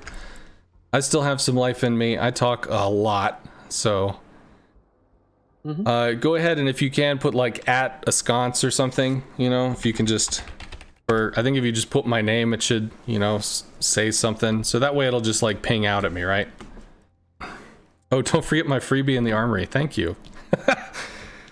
Yeah, don't forget your advent calendars, folks. Calendar dot whatever the fuck, so you can get free stuff. Hey, I got a container. Did it work? It did. All right, so we can give them just a few seconds if they want to kick it out, and if they don't, that's cool. But I've had a lot of fun going back and forth with you. I think you are a very sharply intelligent person, and I'm really glad that we could hang out. I hope you had a good interaction. I hope I wasn't too obnoxious, talking too much, and just straight up being a dick. Don't worry about it, man. Yeehaw. I used to be on the forums all the time when I played the game, and I would just argue with people ad nauseum, so don't worry about it. Yeah, I went to school, and I was a philosophy major. Not that I enjoyed... Does Pulicat believe that ships should be able to completely prevent airstrikes? No, not. Part of it, like, you cannot stop the player, like in the carrier or in the planes, whatever you want to say, from enacting his will upon the game, right? But my problem from carriers does not come from whether they strike whatever they want or can strike at all or be prevented from striking. It's that the player in the ship has no way of enacting PvP against the carrier. That would be the argument that I've always made. I know some people do argue that ships should be a ship on its own, should never be able to prevent strike. Group strikes, like in the Flamu video, the first strike, maybe that should have been prevented. But things like plain heal allows you to tank like a lot of continuous damage. So you're going to have situations like it's a 3-minute cooldown. I mean, that's a pretty long cooldown in time. But yeah, it was a lot. I gotta keep up with the chat here. Yeah, it's going. If the top players in the game say a ship is unbalanced, then should it be balanced by wargaming? I mean, things like the Smolensk can't be solved, right? People complain about the Smolensk. All levels of the community really did. But since it's a premium, I mean, it's really hard to balance stuff like that. But generally, I mean, if there is a consensus, like my argument again is that the people at the top have a good consensus of how the game operates and how the existing balance works within the game. They're worth listening to. And if there are enough of them are saying something, I mean, you should probably do something. Next question. If Pulicat had a choice to balance CVs in his own way, what would the general idea of his balance to them? Again, just if, like, your argument would be, players can't control AA along with all the other stuff that they can do at the same time. But that would be how I would do it. Like, carriers as a concept are fine, right? But like, other than like little balancing things, like how they spot and, the amount of damage they do is irrelevant to just having a fair PvP experience with the carriers. So in order to address something like that, you would have to allow ships to be able to control their own AA, in my opinion. Let's see. Here's a good one. How to stop island humping, a boring tactics. Kind of silly. My personal one on that is, if you really wanted to stop that, if you wanted to stop smoke firing, if you wanted to stop island humping or shooting over islands, if your ship does not have line of sight to a target, you don't see it. In which case, you can barrage the map all you fucking want. But as far as actually seeing them to shoot them, you could do that. Would it be fun? It'd teach people how to map fire. But that would automatically erase a lot of the accuracy and consistency of it. Although you'd have some people that are fucking amazing that would still nail almost every shot. Yours? I don't think it's a problem. It Sure. really, because there are ways that to dislodge a ship that is strong in a bow-in position or a camping position, right? You have to work to dislodge the position. Whether that involves carriers or not, it is possible within the game to do such an action. So I don't. Maybe in certain issues, some islands are too tall or too big or whatever, right? But I don't think island humping on its own is a problem. All right, so next one. Okay, what is the difference between an HE spammer hidden behind an island and a CV hidden behind an island? Well, while you think about that, for me, the HE spammer that's hidden behind an island is one, giving away his position. I'm here, I'm behind an island, come get me. And two, the HE spammer is literally behind the island, which means that if you can get to him, you can interact with him. So you not only know where he is, but if you have somebody that's able to spot, or if you have somebody that can do something about it, you can very directly interact with said HE spammer. Even though it might be hard, I mean, you got a team, you got teammates that can help you. Whereas the fundamental difference between the HE and the CV is that in your case, if the CV hull was hidden behind that island, if you got spotting, if you got angles, you could interact with it. But typically CVs are nowhere near the fight. So because of that extreme amount of safety that the CV has, yet still being able to do a thing, it makes it fundamentally different. Yeah, I don't really necessarily think they're the same either. Plus, I mean, that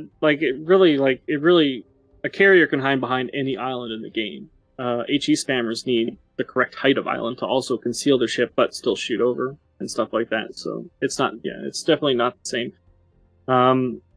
Yeah. Someone said, "Congrats on winning. Spend money in the cash shop." Yeah, I don't think the first amount of money that I've won for playing this game is not going to be spent on the game. Fucking no.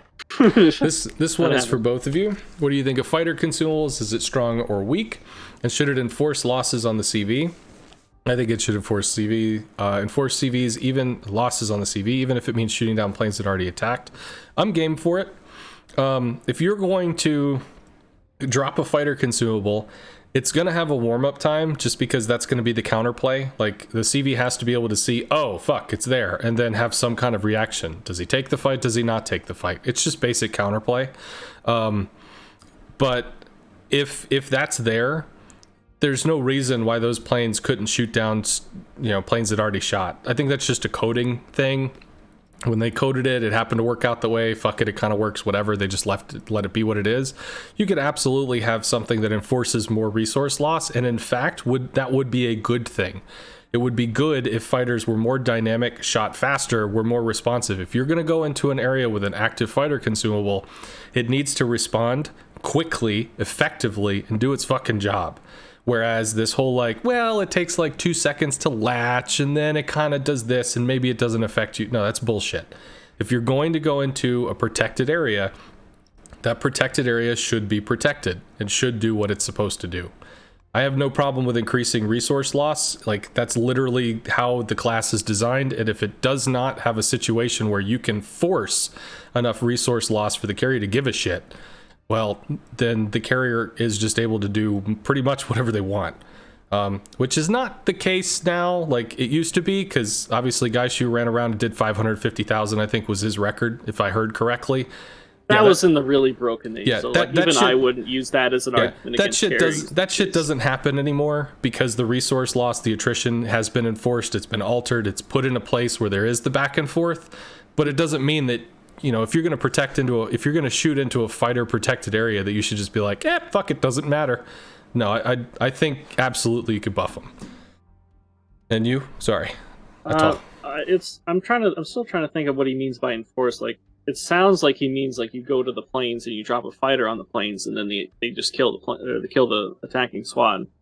I mean, personally, I think that the carrier, like the fighter spotting, I don't mind plane spotting. Like, it can be really annoying in certain situations, but the fighter spotting is what really annoys me.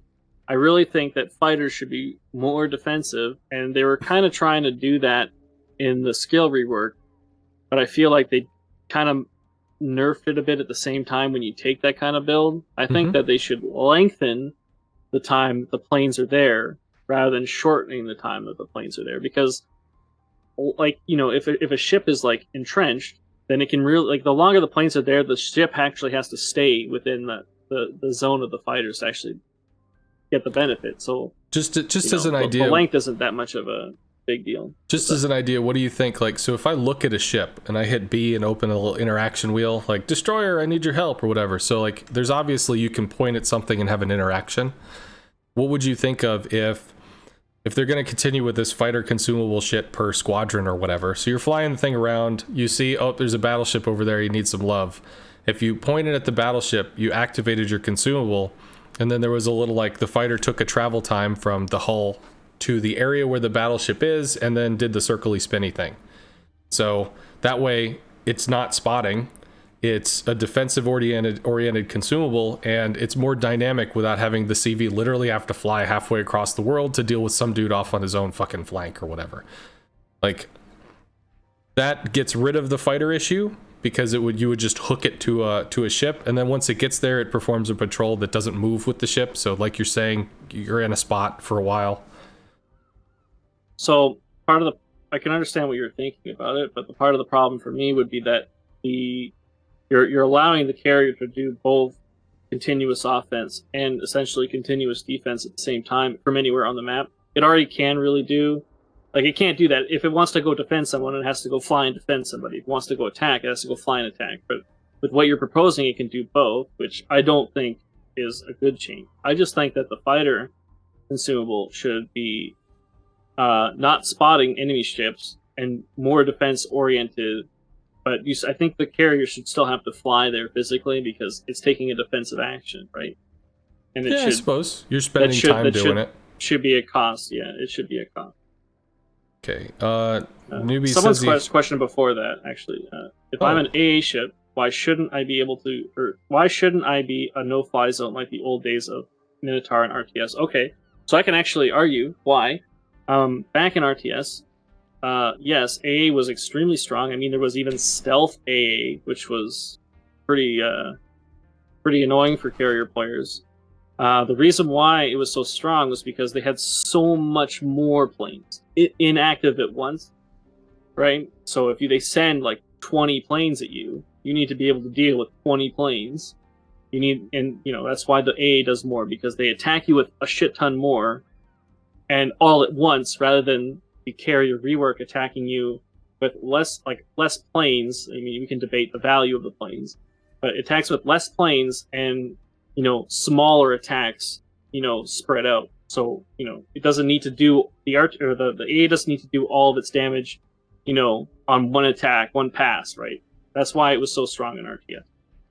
Yeah, it's like in GoldenEye, there was the golden gun. You hit with one bullet, you're dead. Well, with the old CVs, you attack with everything at once and they kill. It's death. So the only way to prevent that is you have to do something so extreme that it's going to absolutely stop the instant death. So there's that. And the other reason why you can get away with it is because, yes, the carrier could be deplaned, and eventually that could happen, and then you're, sailing around in a circle or something for a while.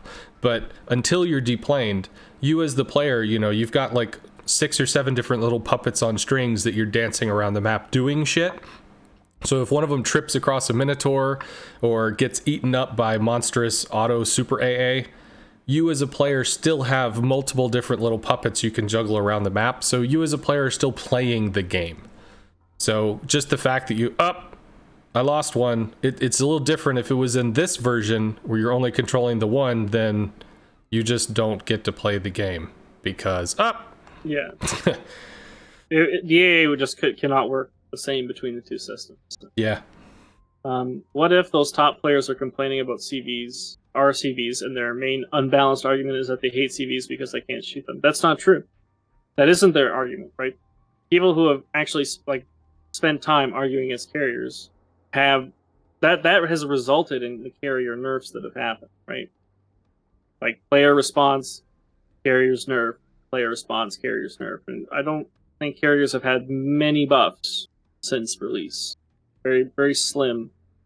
So the community has been very direct about carrier balance.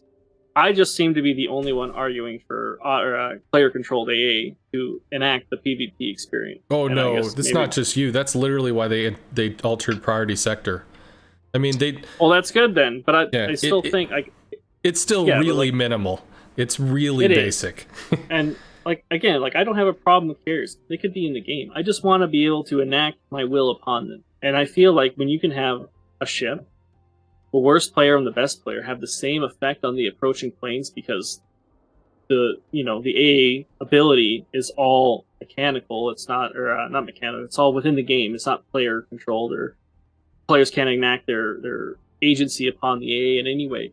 So it's literally the same. I feel like that doesn't inspire true PvP interaction. That is my problem. And I feel like the only way you can address it is with player-controlled AA. And, Wargaming, I guess, has the stance that the players cannot do that. It's too much for them. And then my response would be, then the problem would be to have a fair PvP experience, carriers breach that. If you cannot give a fair PvP experience, you have to remove what is causing the problem of it not happening. Yeah, you just have to understand. Sorry. And a lot of people don't like we'll just remove carriers, lol. But that's just how I view it. I just want a fair PvP experience, and that would be, if they can't bring that, then the only answer is to remove what is causing the issue, in my opinion. Anyway, there you go. Yeah, I think because we had a conversation, part of the discussion was that you interpret the flying of the planes to be done by the player. So on the one hand, the player flying the planes is having a PvP interaction with you. He's able to affect your ship. He's able to affect you. But you are having not a real interaction with this ghost, fake, simulated bullshit player. As basically, the player is not. It's not the player's a ghost. It's to go to a World of Warship comparison. There's a class called a hunter. Hunter has a pet. So the pet can run after you and attack you. The pet doesn't matter in the sense that if you kill the hunter, the pet just disappears. But in some cases, if you can't kill the fucking hunter, then you have to kill this pet. And the pet doesn't matter. The pet is just a little AI fucking thing, and you just have to get it the fuck off you. And it can be really frustrating to interact with this stupid little AI game mechanic thing. It can be equally frustrating. Now I look at planes differently, but I totally get that interaction stuff. iRage, I think, asked after Newbie Gamer Dude. You said I have a request, but you didn't say what your request was, Newbie. Well, actually, he did ask a question here I want to answer. So Rage said, help me understand why highly skilled players' mechanical understanding should be relevant to the average player and his skills. Wouldn't that make the game so difficult to play that average players would not enjoy it? No one is arguing for the game to be harder to play, right? Maybe some people are, right? Outliers. But from a general perspective, when we're talking about carriers, we're not asking carriers to be harder to play. We're asking the interaction to be balanced, right? And sure, if maybe in League of Legends people are asking for things to be harder, but this game, I don't really see that argument being made. When you're trying to understand player capabilities, then all of the players matter, because everyone has different capabilities, right, within the game. But when you're just talking about general balance within the game, how the ships are balanced, not really how to play the ships, but the balance of the ships, right? Everyone benefits from a well-balanced game. Everybody, right? Inarguable. And if you want a well-balanced game, it can help to take the opinion of those who understand the balance the best, right? Even better than Wargaming. Wargaming might have, some degrees or whatever, and the top level community and the community in general needs wargaming, and wargaming needs the community. So it's good to have the interaction, between improving the game, because both parties want the same thing for the game. They want the game to be good. They might have a different idea of how to reach that good, or a different idea of what the good is, but they are all looking out for the best value of the game. No one wants to ruin the game. So it's good to listen to people who understand the game the best, or at a relatively high level, or at a relatively decent level. It really depends on what you're kind of looking for in the terms of the information that you want to gain. I just want to chip in with this is not any of the understanding I'm getting from you, but something that I do often see, and is on forums and commented to me, is that having the raw mechanical ability to operate at an extremely high level in RTS rewarded you with extreme skill and capability and influence in the game. So people were able to at least connect. He has extremely high mechanical ability, so if he has an extremely huge impact on the game, I'm good with it because he deserves it. Like, they link the two. But the fact that you have such a situation where you have such an incredible raw influence that you can just dunk the team almost single-handedly, that is absolutely unhealthy to the game, whether or not you're a mechanical god or not. So that should never be in the game, ever, because that's fundamentally so flawed as to just make the entire concept of the game break. At least, so yeah. Having something hard to do like that isn't necessarily bad. Like, if you were to go play StarCraft, you're going to find that to be way harder than playing RTS. The problem with RTS carriers, yes, does stem with the fact that they're hard to use, but compared to everything else, right? Everything else is, easier to get in, right? So when you have one class that plays vastly different, like literally RTS, vastly different, right? And the better you are, the more dominant you are in the game. Yeah, that was a problem for the game, but just because things might be hard to do doesn't necessarily make it bad. If everything was equally hard as RTS carriers, then RTS carriers wouldn't necessarily have been a problem, per se. Yeah, Eraser, when he was on, was also kind of arguing, like, action carrier is too easy a concept to understand to be allowed to do the things that it can that it can do, like the damage numbers it could achieve or the influence it could have, because it's easy, because it's accessible. It's out of balance, because it's out of balance compared to, the player should have X amount of skill in order to be allowed to do Y amount of stuff.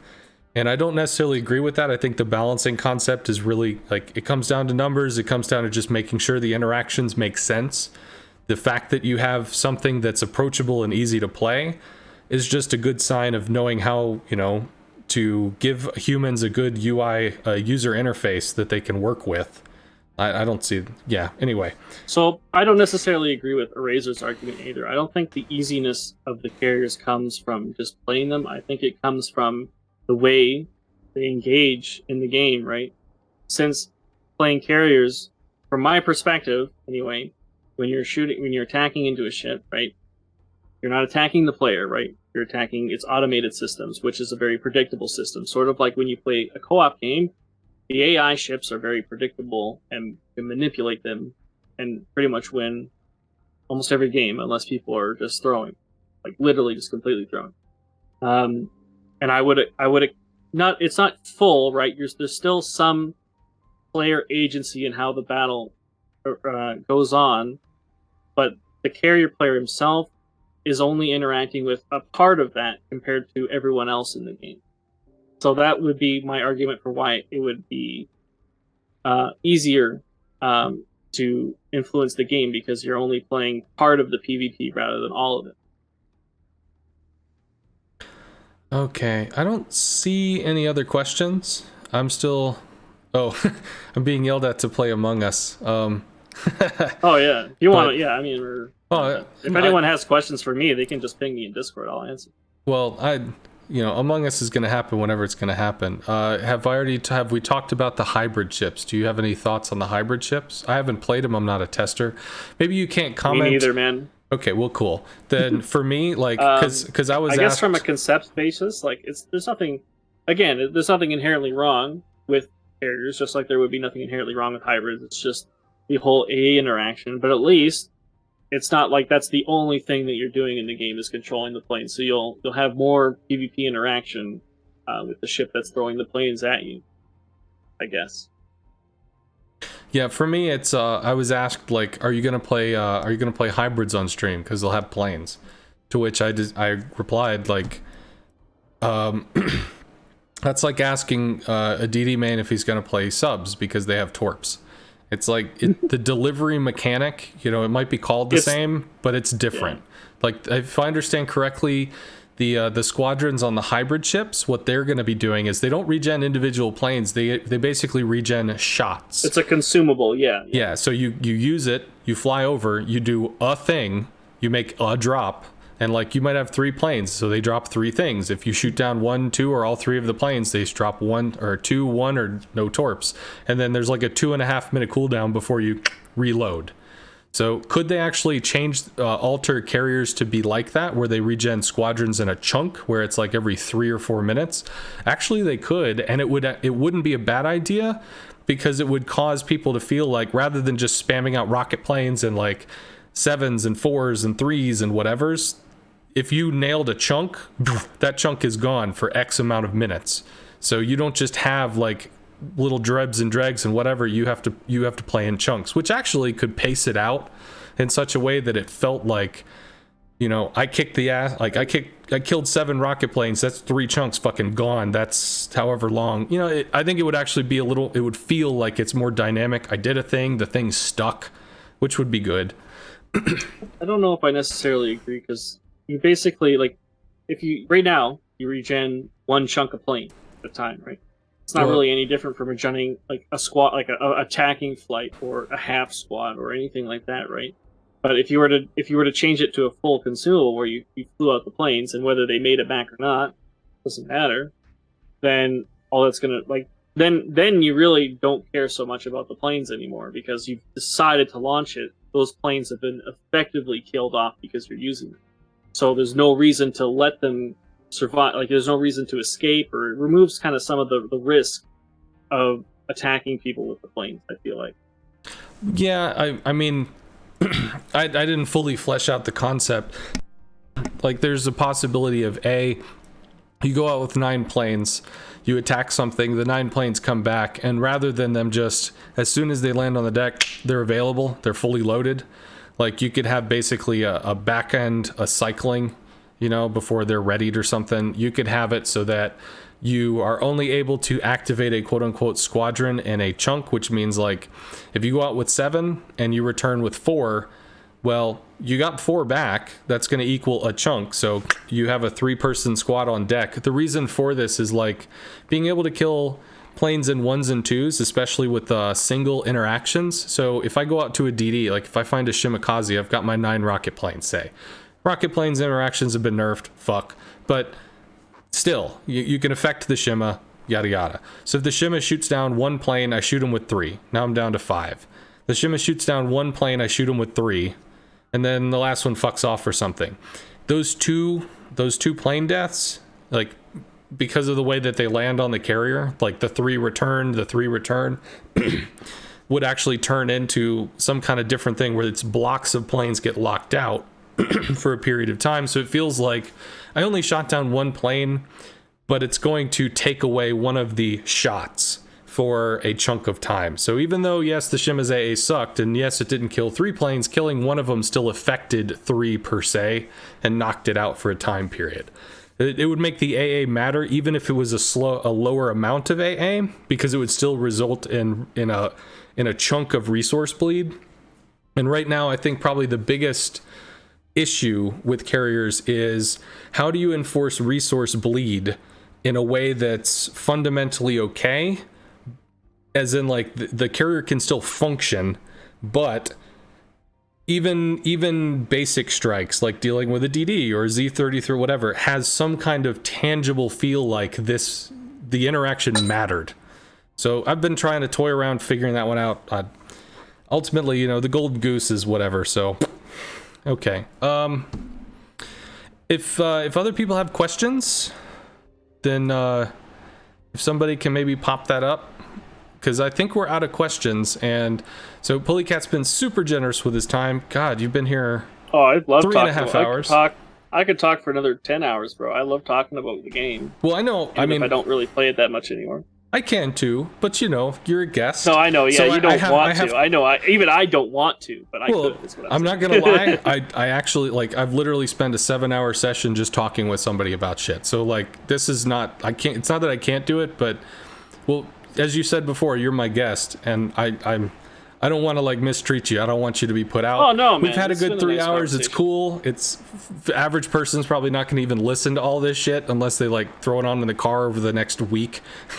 But the fact that it's there is cool, and people that genuinely, like thinking about this, like hearing about it, just want to mentally vibe and process it. You can listen to it while you're at work. You can listen to it in the car. It's cool. Yeah. It's fun. It's good. Mm-hmm. All right. So if anybody does have a question, let me and figure out how to undo slow mode so people can ask questions if they were randomly spamming, because I'll give it one more go, and then I don't even know how to undo slow mode. Fuck. Well, I'm sorry. So hopefully you're one question a minute. Well, I mean, if anyone who watches this after the fact, so if you watch it on YouTube or whatever, I mean, if you have a question for me, you can find me in Discord. I will answer. I will talk ad nauseum about my opinions. So yeah, so I'm always available. Eraser had a good time. He was saying, "Hey, we can do this again." So I'm like, well, the next time we get into a snit fit in a fucking forum post and want to just bitch at each other, we can hop on here and have it out, because it'll be fun. And same thing, if you ever get into a situation, which I think you're probably knowledgeable enough in the game that's dude, I don't need to go out of my way to interact with you. No offense. But if you had some questions, whatever, you just thought it was fun, I am around if you want to talk about shit. Because like I said, I went to school for philosophy. I enjoyed talking. I enjoy thinking about shit. I did not go to school for sophistry. I don't care if I win. Sophistry is the art of winning, regardless of whether you're right. Philosophy is just trying to figure shit out, and that I really enjoy. Alrighty, folks. It's kind of like a repeat question here. I did answer that, I don't know, 20 minutes, 30 minutes ago. What was it? Why can't my Minotaur be a AA roamer like the RTS? I mean, literally just because back before in RTS you could be striked with everything at once, and now you cannot. So that would sum up my argument. If you want to hear the full argument, you can go back. I mean, Askans had something to say too, or Ascant, sorry. Oh no, yeah. So literally, it happened 10 minutes ago. So if you wanted to hear it, you could have it. But just to recap, it's the old RTS had the ability to throw 80 to 100,000 damage. And if the enemy CV or the CV player is really accurate, well, then you're fucked. It's not that you get to debate about whether it's right or wrong. It's just you are fucked. Get dead. So when you have a golden bullet mechanic in a game, the only way to stop the golden bullet mechanic is to add the invincibility shield. So when you had a Minotaur that just auto wins, it's because you had to have a Minotaur that auto wins, because if you don't auto win, then you auto lose. And that's so extremely unbalanced to both edges that you have to introduce that. That's one of the reasons why when they brought out CVs they couldn't shoot down fucking planes. Well, then they changed it in patch 8.5. All the damage went into a single plane. And then they realized, holy fuck, all of our AA values were so incredibly high because they had to blitz through all the goddamn health in the squadrons to even get them to red where they might die, that now when it's all being funneled into a single one, the planes are firecrackers. They just explode in space. So then they basically just chopped all the AA in half when they did the little priority sector manual fire rework. So yeah, that's why Minnow could do it then, but can't do it now, because you could get devstruck super fucked then. You are not going to get devstruck now. In general, there's outliers, but in general, It's more of a paced interaction. You get nipped, you move, you dodge. There's back and forth. It's over multiple situations rather than just you stop me or you're dead. Up, you're dead. Get fucked. It's just. Just as a general statement, not really about carriers, but just everyone in the chat, when you're whether you're for carriers or against carriers, and you're arguing with someone for the opposite, no matter how they're arguing, you have to understand that everyone probably has, the game, like the best value of the game in their heart. They're trying to achieve that. They may not argue in the right way, or they may be very, misinformed about things or whatever, but they have, a desire for wanting the game to be good. So when you're arguing with people, try to remember that. And even if you read my post to Askance on the forums, yes, it was a little brutal, but I was trying to point out some certain things, and You are the bleach gargling fucking troll. Yeah, anyway. Should Midway and Hakuryu keep their super armor deck? In the case of tier 10s, yes. And they've actually already experimented by reducing the super armor deck by having a 50 mil armor deck on the Richthofen, which is much more approachable if you bring high pen HE. The reason why you need the deck in the tier 10 is because you could literally fly across the map in a minute and a half, and almost every battleship at tier 10 can probably cross map kill the enemy CV in, well, basically 1.5 minutes. So they would all just shoot and then it dies. So the deck is really there because you have so many long range battleships at tier 10 that unless you extend the range of the maps, or you specifically position the CV in a way that it's already just auto hidden behind a fucking island, then you win. Just, oh, CV's gone, done. So the deck armor is there actually to allow the CV to enter the game and move around and do shit. Now at tier 8 and tier 6 and tier 4, you don't necessarily have that, because in general the battleships don't have the range to just auto cross map. Some do, and that was a gig where Musashi's would, like a tier 8 CV and 2 Musashi's would cross map kill CVs. But in general, yes, they need that because it's, in order for the class to just do something to begin with, you have to prevent its ability to just be erased immediately. Your thoughts, if you have? Yeah. I mean, well, this is kind of more of a conversation about just HE in general. I come from a position where, you have AP that is already like a, different states of AP, right? You have overpen, penetration, citadel, right? It's a start and a stop for damage. I feel like HE would operate better as a gradient of damage. So let's say you have a shell that pens normally 25 millimeters of armor. If you have 30 millimeters of armor that shell hits, maybe it only does 5% of damage rather than 0, right? And then, just so you have something being done rather than literally nothing, because AP is already the shell that does something or nothing. That would be how I view HE. So when it comes to a carrier's deck, like, it has a lot of armor, but maybe there's a world where, maybe the HE shell does, anywhere from 1 to 5% of damage if the armor is too strong for the shell in general. At least the shell is still doing something. Sure, I could see that. I can say that at least in terms of the Richthofen, it has a 50 mil deck, so almost all battleships probably pen 50 mil with their guns at that tier. So they introduced the Richthofen, and as far as I know, the Richthofen doesn't just get blapped off the center of the map in most games. So they could reconsider it. I think that was probably the concern that they were trying to design around. Yeah, and part of it would be like on the flip side, right? If your HE shell pens 100 millimeters and the armor is only 25, it could do like, normally if you pen, critical you do 33%. Yeah, well, you do 33% of HE shell damage, right? Mm-hmm. If you damage the armor, but if you exceedingly over damage the armor, like, if it's a big difference, you could do more percentage than 33, right? And so, because HE works on the same citadel damage ratio-ish, right? But it could be a different shell type entirely, right? Where it's a gradient of damage based on the armor that it's hitting, where AP is more of a, does way too much and it goes through and it does an overpen, or it does a citadel, right? And it does more hard stops of damage at different points. To be fair, that's SAP. That's the SAP shells. They do basically double the damage of HE, and they just have a higher pen amount. So if they pen, you just pen harder. Well, right? yeah, but SAP shell, but it still operates in the same, it does a fixed amount of damage. I'm talking about a gradient of damage based on the difference between the shell's pen and the armor that it hits. Yeah, right. So it could do, if a HE shell does 6,000 damage, right? It could theoretically do anywhere from, 0 or 1 to 6,000 on any point, any of those numbers. It could be any of them based on, some kind of armor calculation between what the shell is actually able to pen. Could go with that. Just like a different, the shell does something different rather than doing the same kind of mechanics that the AP does.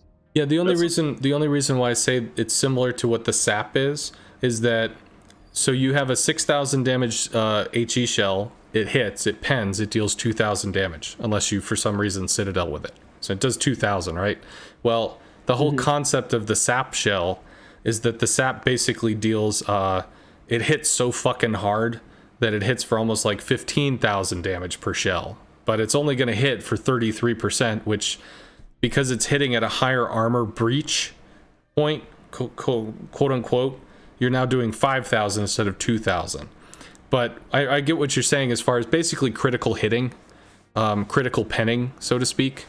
Although I think that would remove, I guess, depending on how like big the shells, damage, but depending on how big the shells are, you'd remove the importance of citadeling something by just having big fucking guns that can super overmatch armor to blow it up, especially against DDs. You're thinking about the HE doing the same amount of damage it does now when you're saying that. If you're going to change the way the HE shell does damage from more hard stops to a gradient of damage, you would change the value of the HE shell damage to reflect that's true. what it's doing.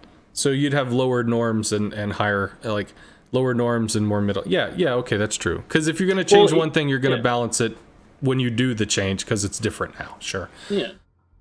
Some people think that speccing for a big AA ship should be the counter to CVs. Do you think that's good gameplay? I don't think the new changes will do that, but should they? Is this good design? My opinion, well, as he just said, no. I don't think you should have to invest fuckloads of effort trying to come up to something that's gonna just be able to counter a thing. I don't, all the captain skills, they give little accents. Some of them give big changes, like RPF is a big fucking change. It's a lot of free information. And as much as people meme all over Massive AA, and they definitely do, Massive AA can give a ship that does 2 damage, 2 damage, 2 damage, the ability to just straight up kill Roosevelt planes. So it gives it an ability that it just does not have for 4 points. Yes, I realize it's a meme. Yes, I realize the 4 points could be somewhere else, but it's still a big thing in a specific circumstance. As far as going balls deep throwing commander points so that you could own fucking planes, no. If AA damage needs to be higher or plane health needs to be lower, that should be a general change. Having the additional plus 10% or plus this percent or whatever, it's just like plus fire chance, or plus it's like you wouldn't put plus 60% firing rate in a commander skill.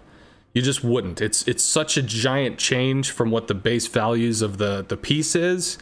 But you should have seen RTSAA values. You could have a difference of 800%. Well, I'm not surprised, because golden bullet bullshit. Like, you have to, because the whole system is totally fucking unbalanced. But where it is now, I mean, the pieces as they are, yeah, some are gonna feel like shit, sure, but in general they have a balanced concept that's workable. I'm not gonna say that it's great, but I'm gonna say that it's workable, because it does work. And altering your firing rate by 5%, altering your torp speed by 5%, these smaller values, it gives a little bit of an accent to it, gives you a little bit of a specialization of vibe. But having commander skills that are just going to be like, if you have it, you do something. If you don't, then your base values are just trash, and you're totally fucked because you didn't do it. I don't like that. I don't think that's good at all. So yeah, within the game, you cannot have, if you have one, like a ship alone able to build AA in such a way where it can deter the carrier on its own, then when you put that ship in a group, suddenly they become invincible, right? And along with the other group, they're pretty much invincible. But then you have to, so you can't balance it that way. So instead, you have to have the carrier able to do something, even in big packs, and it negatively affects ships that are alone, so they're more forced to be together. It's sort of like the same thing we were talking about when we were talking about Dead by Daylight, where it's an impossible thing to balance fairly in all situations, because you can't have, one ship is going to be crushed alone. Almost, pretty much a lot of the time. Like when a carrier comes at it and it's blown, it's not going to go good for the ship in almost every fucking engagement. But so, then they're kind of forced to be in the groups, which is what the AA is balanced around. That's how Wargaming has chose to do it. I don't agree. I think that forcing ships to be together takes away some of the tactical variance and actually some of how ships were conceptualized in the game back when AA operated completely differently. But, that's a whole another argument. So. Okay, looks like that was a repeat. The only other question I see addressed, I mean, because I'm just looking at the @ tag. There's lots and lots of stuff to read. So it seems that Pulicat's talking less about gameplay balance and more about good design. Is that correct? That there's not a fun interaction? Not really. That's not what I would really say. I feel like you can't have everything be fun, right? So like when Ascons was talking earlier, I think he said, there has to be some misery. And yes, when you're playing PvP, there's going to be misery just because other players are going to do things that are going to fuck you up. It's just literally the reality. My problem with is not a balance. My problem with carriers isn't balance. It's more, I guess you would akin it more to game design, but it's not about it being fun. It's just about, I don't feel like there's a good PvP interaction between both parties when it's a ship and a carrier attacking each other. Right? Because your AA is automated, you don't have agency to take revenge against the planes, and the carrier hull is not really where, I don't think that the player of the carrier is not really at the carrier, because he spends most of his time in the planes, and when you kill the carrier, he's still flying in the planes, and that's my perspective on it. So. Okay. I'm going to go to the next question, because, that was addressed to you. Should plane spotting be the same with instant spotting to all team members, or should a delay be used like radar to mimic real-life comms of planes to ships? I'm going to answer that in 2, maybe 3 parts, but I'm going to keep it quick. As far as, having somebody call over the radar ship at this location, whether that person is on a ship or that person is in a plane, the fuck ever. Like, they called it, it's on the radio, people heard it. So that part I don't give a shit about. But the 2 things that I do give a shit about for this spotting whatever. 1, there was a proposed change to aerial detection, where they basically would just chop everything's aerial detection in half. Just keep it simple, stupid, let's see if this works. Which potentially meant a Des Moines could go from having a 6-kilometer aerial detection to a 3. Which, if the Des Moines just keeps his AA off and he's not surface spotted, means that he's as hard to spot now as a DD is now. Which I'm actually cool with, because if the Des Moines kicks off his AA and tries to pull back to heal or just go dark or something, then the CV literally has to go and be on top of him to see him.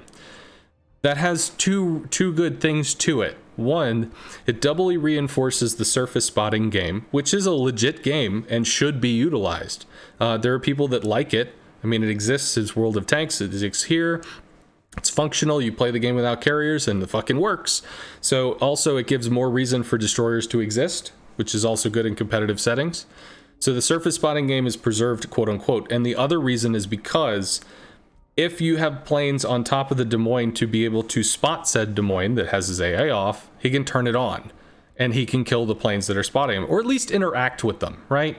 Rather than being in a situation where the planes can hover at like 6 clicks, just 0.2 kilometers outside of aerial, his AA. So it's like that fucking insect that you can't swat. So you're just lit. God damn it. I would like if they altered the aerial detection to match at least match the AA ranges, so that if you're able to aerial spot a ship, you have at least some ability to interact with the thing that's spotting you. So the other thing, why? Because if a carrier's going to do something, if a carrier's going to have an effect, usually that effect is by doing damage, but spotting is still information. It's still a thing. Well, there needs to be a cost associated, and time is nice, but it would be nice if there's resources as well. So if you can get the carrier to dive into the AA and get hurt, then you're bleeding resources for information, and I think that's good. As far as the spot, not spot, because you need the planes to be being shot, you could theoretically dip in and dip out, dip in and dip out, dip in and dip out. I do think there should be a few seconds where it might be lit on the mini map, but it's not lit for people to see. to avoid a carrier lighting, unlighting, lighting, unlighting, lighting, unlighting, to avoid AA damage, to make sure that if a CV is going to spot something, that they're committing resources to do so. Sorry, long answer, tried to keep it short. I have thought about that. Any thoughts from your end? Oh, maybe I broke you. Oh my god, are you still there, Rar? Well, I hear can noises you hear me now. Yes. Okay, my microphone died. I guess I don't know what happened. Anyway, largely with what you said, I do agree. I think the carrier would benefit from having more. It should, not rely on itself for spotting, but rely on something else spotting for it and then lining up an attack with that information. That would probably be good. In World of Tanks, there is a thing called the radio, where you will only know the location of a ship if you're within the radio distance of the tank that's reporting it to you, or in a chain of radios or whatever. I think something like that, where the carrier has to be within a certain distance of the planes to relay the information, or the carrier has to be within a certain distance of other ships to relay the information, or something. That way the carrier has some reason to not be on the back line, like far, far away. He actually has to kind of maneuver with his team and be close in some aspects to what he's doing. That could actually present some be risk cool. reward. That could be cool. So like if you really wanted to support X flank, then you really need the carrier to be in an area of X flank, or at least the ships in X flank, rather than being able to. I mean, I think it's part of carrier design that is good, that carriers can go over to the left flank, do a little bit, go over to the right flank, do a little bit. So that they can have their little interactions and basically try to assist the team that way. I'm a very support-oriented player.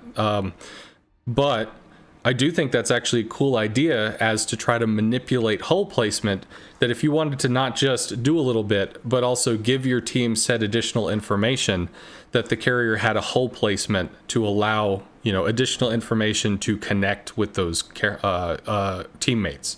So that could be cool. Like instead of having like a 10-kilometer area, the only bitch with that would be that Wargaming would have to explain it to people. And even though it's easy to understand, it's not intuitive. And that often is a really big bitch in terms of game design, not having something that people are like, well, it's a light switch. When you turn it, it turns on the light. No, that activates the toaster. What? It's a light switch. It turns on a light. Yeah. No. Like it's hard to to tell the toaster. people. Yeah. I couldn't. But the average person doesn't make it. So that could be hard, but it's cool. It's a good idea. That's sort of the same kind of argument, though, of not allowing, thinking that it's too hard for players to take control of their AA2, right? It's sort of the same kind of vein. An argument is it's without, not within the bounds of what wargaming can expect the player to reasonably accomplish or learn or whatever. I think actually if you hit a button and you just literally saw like a gun that just and you shoot at stuff, like that's so basic that anybody could pick it up and understand it. The only problem I really think wargaming has is legit, even if there's no CVs, you can already just get overwhelmed by people shooting you and shit happening and fuck there's torps and all this crap, that it really is a lot, even though it'd be cool to have it. So it would be kind of an easy way to do it. Instead of having it like in a passive effect radio, what you could do is you could just add it as a consumable to the planes, where if you're spotting something, you can hit a consumable and you will begin transmitting the location of that ship or whatever other ships you can see, and it will last as long as the consumable is up. Actually, yes, I had thought about that. That if you basically turn the patrol planes into, like, you activate that aspect, like, so basically if you just drop the fighters, they are fighters.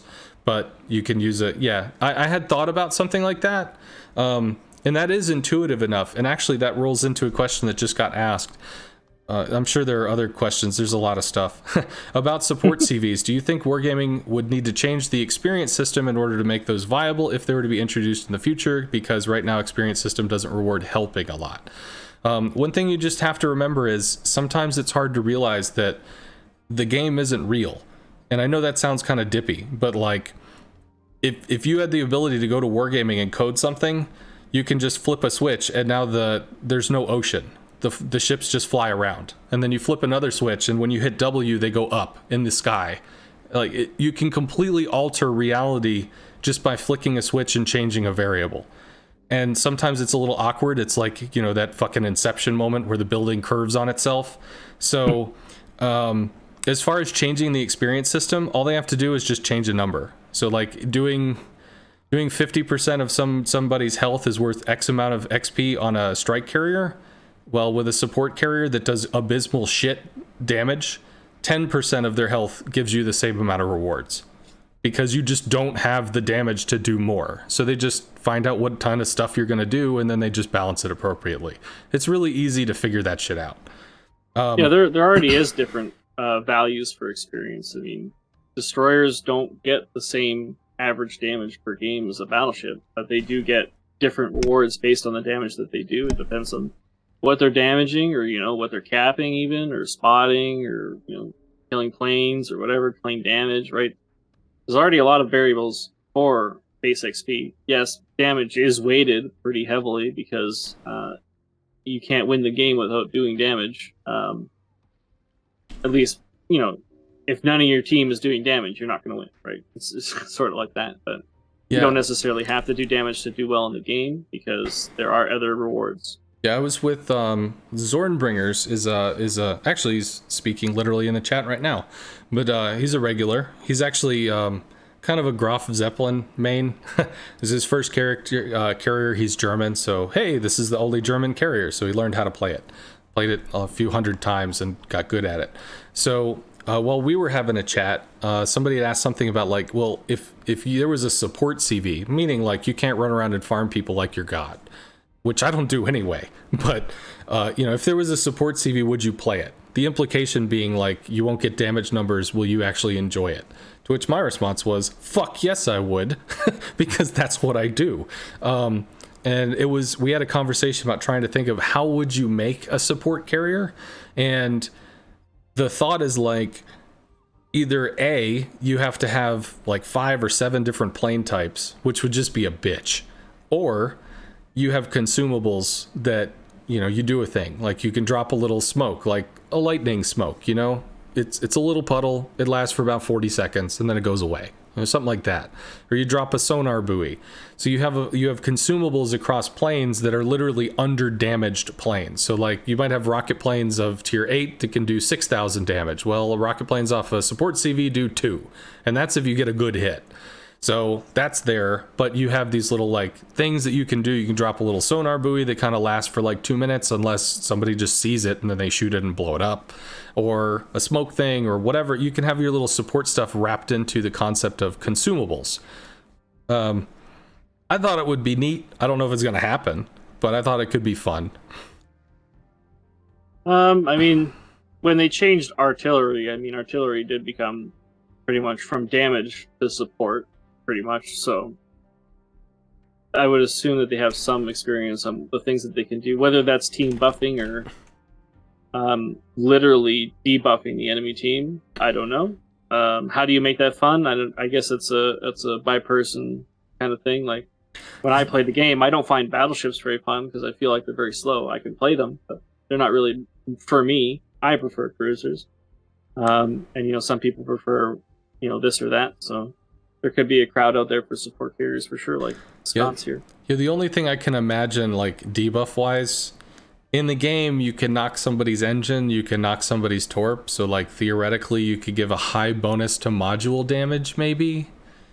You could knock somebody's guns off, or I don't know. So like theoretically, you could have some kind of status effect rolled into that. But in general, there's hey Sea Raptor, thanks for the raid.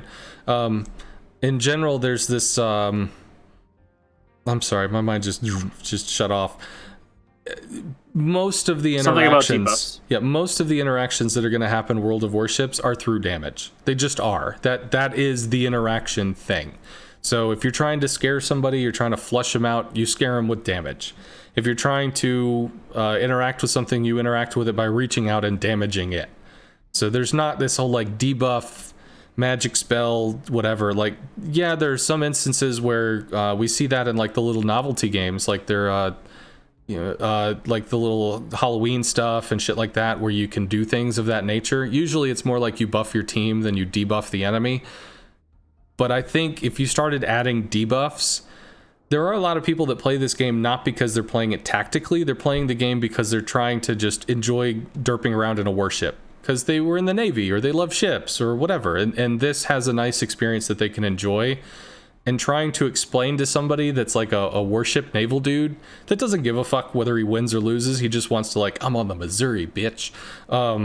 That suddenly he's like radio static crippled and his radar doesn't work and what? So like it just gets awkward.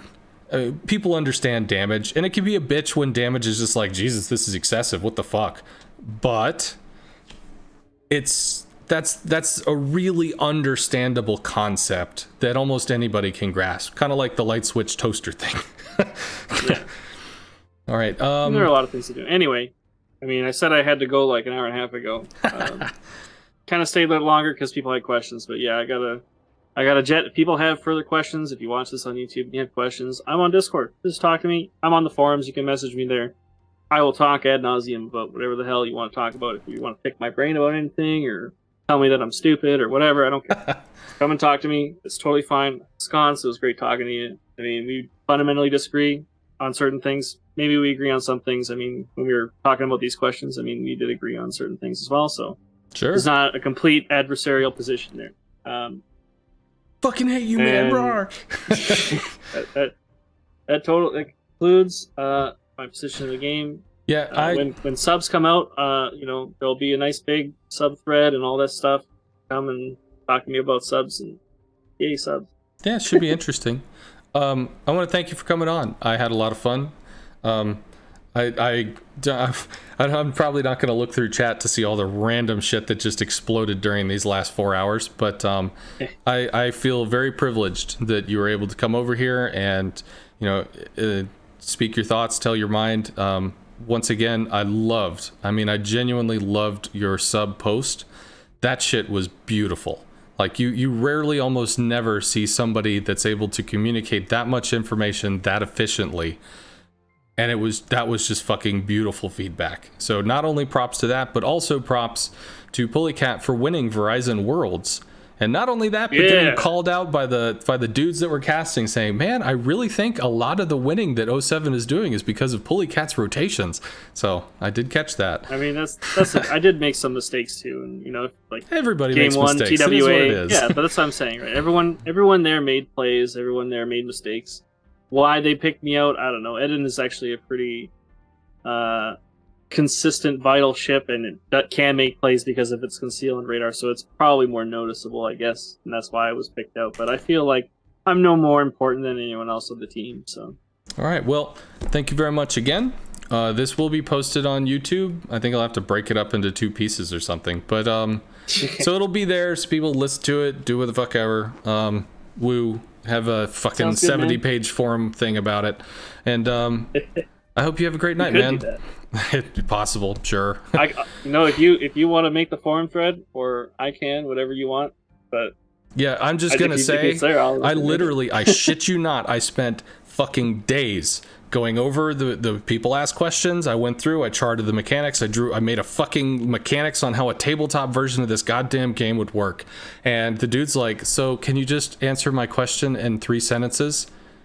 Bro, I gave you an hour and a half long answer with pictures and discussion and all of this shit. Yeah, I didn't watch that. Are you going to answer my question or not? Wow, fuck this. So the chances that I'm going to dive into like all that back and forth snarky bullshit are about negative never. So I hope you all have fun, but yeah, peace. I love the forums. Okay. All right. Good night, man. And I'm gonna take care. Talk to chat a little and say my piece. Maybe I'll play a game. I don't know, but see you, dude. Have yourselves a good night, chat, and take care, Askins.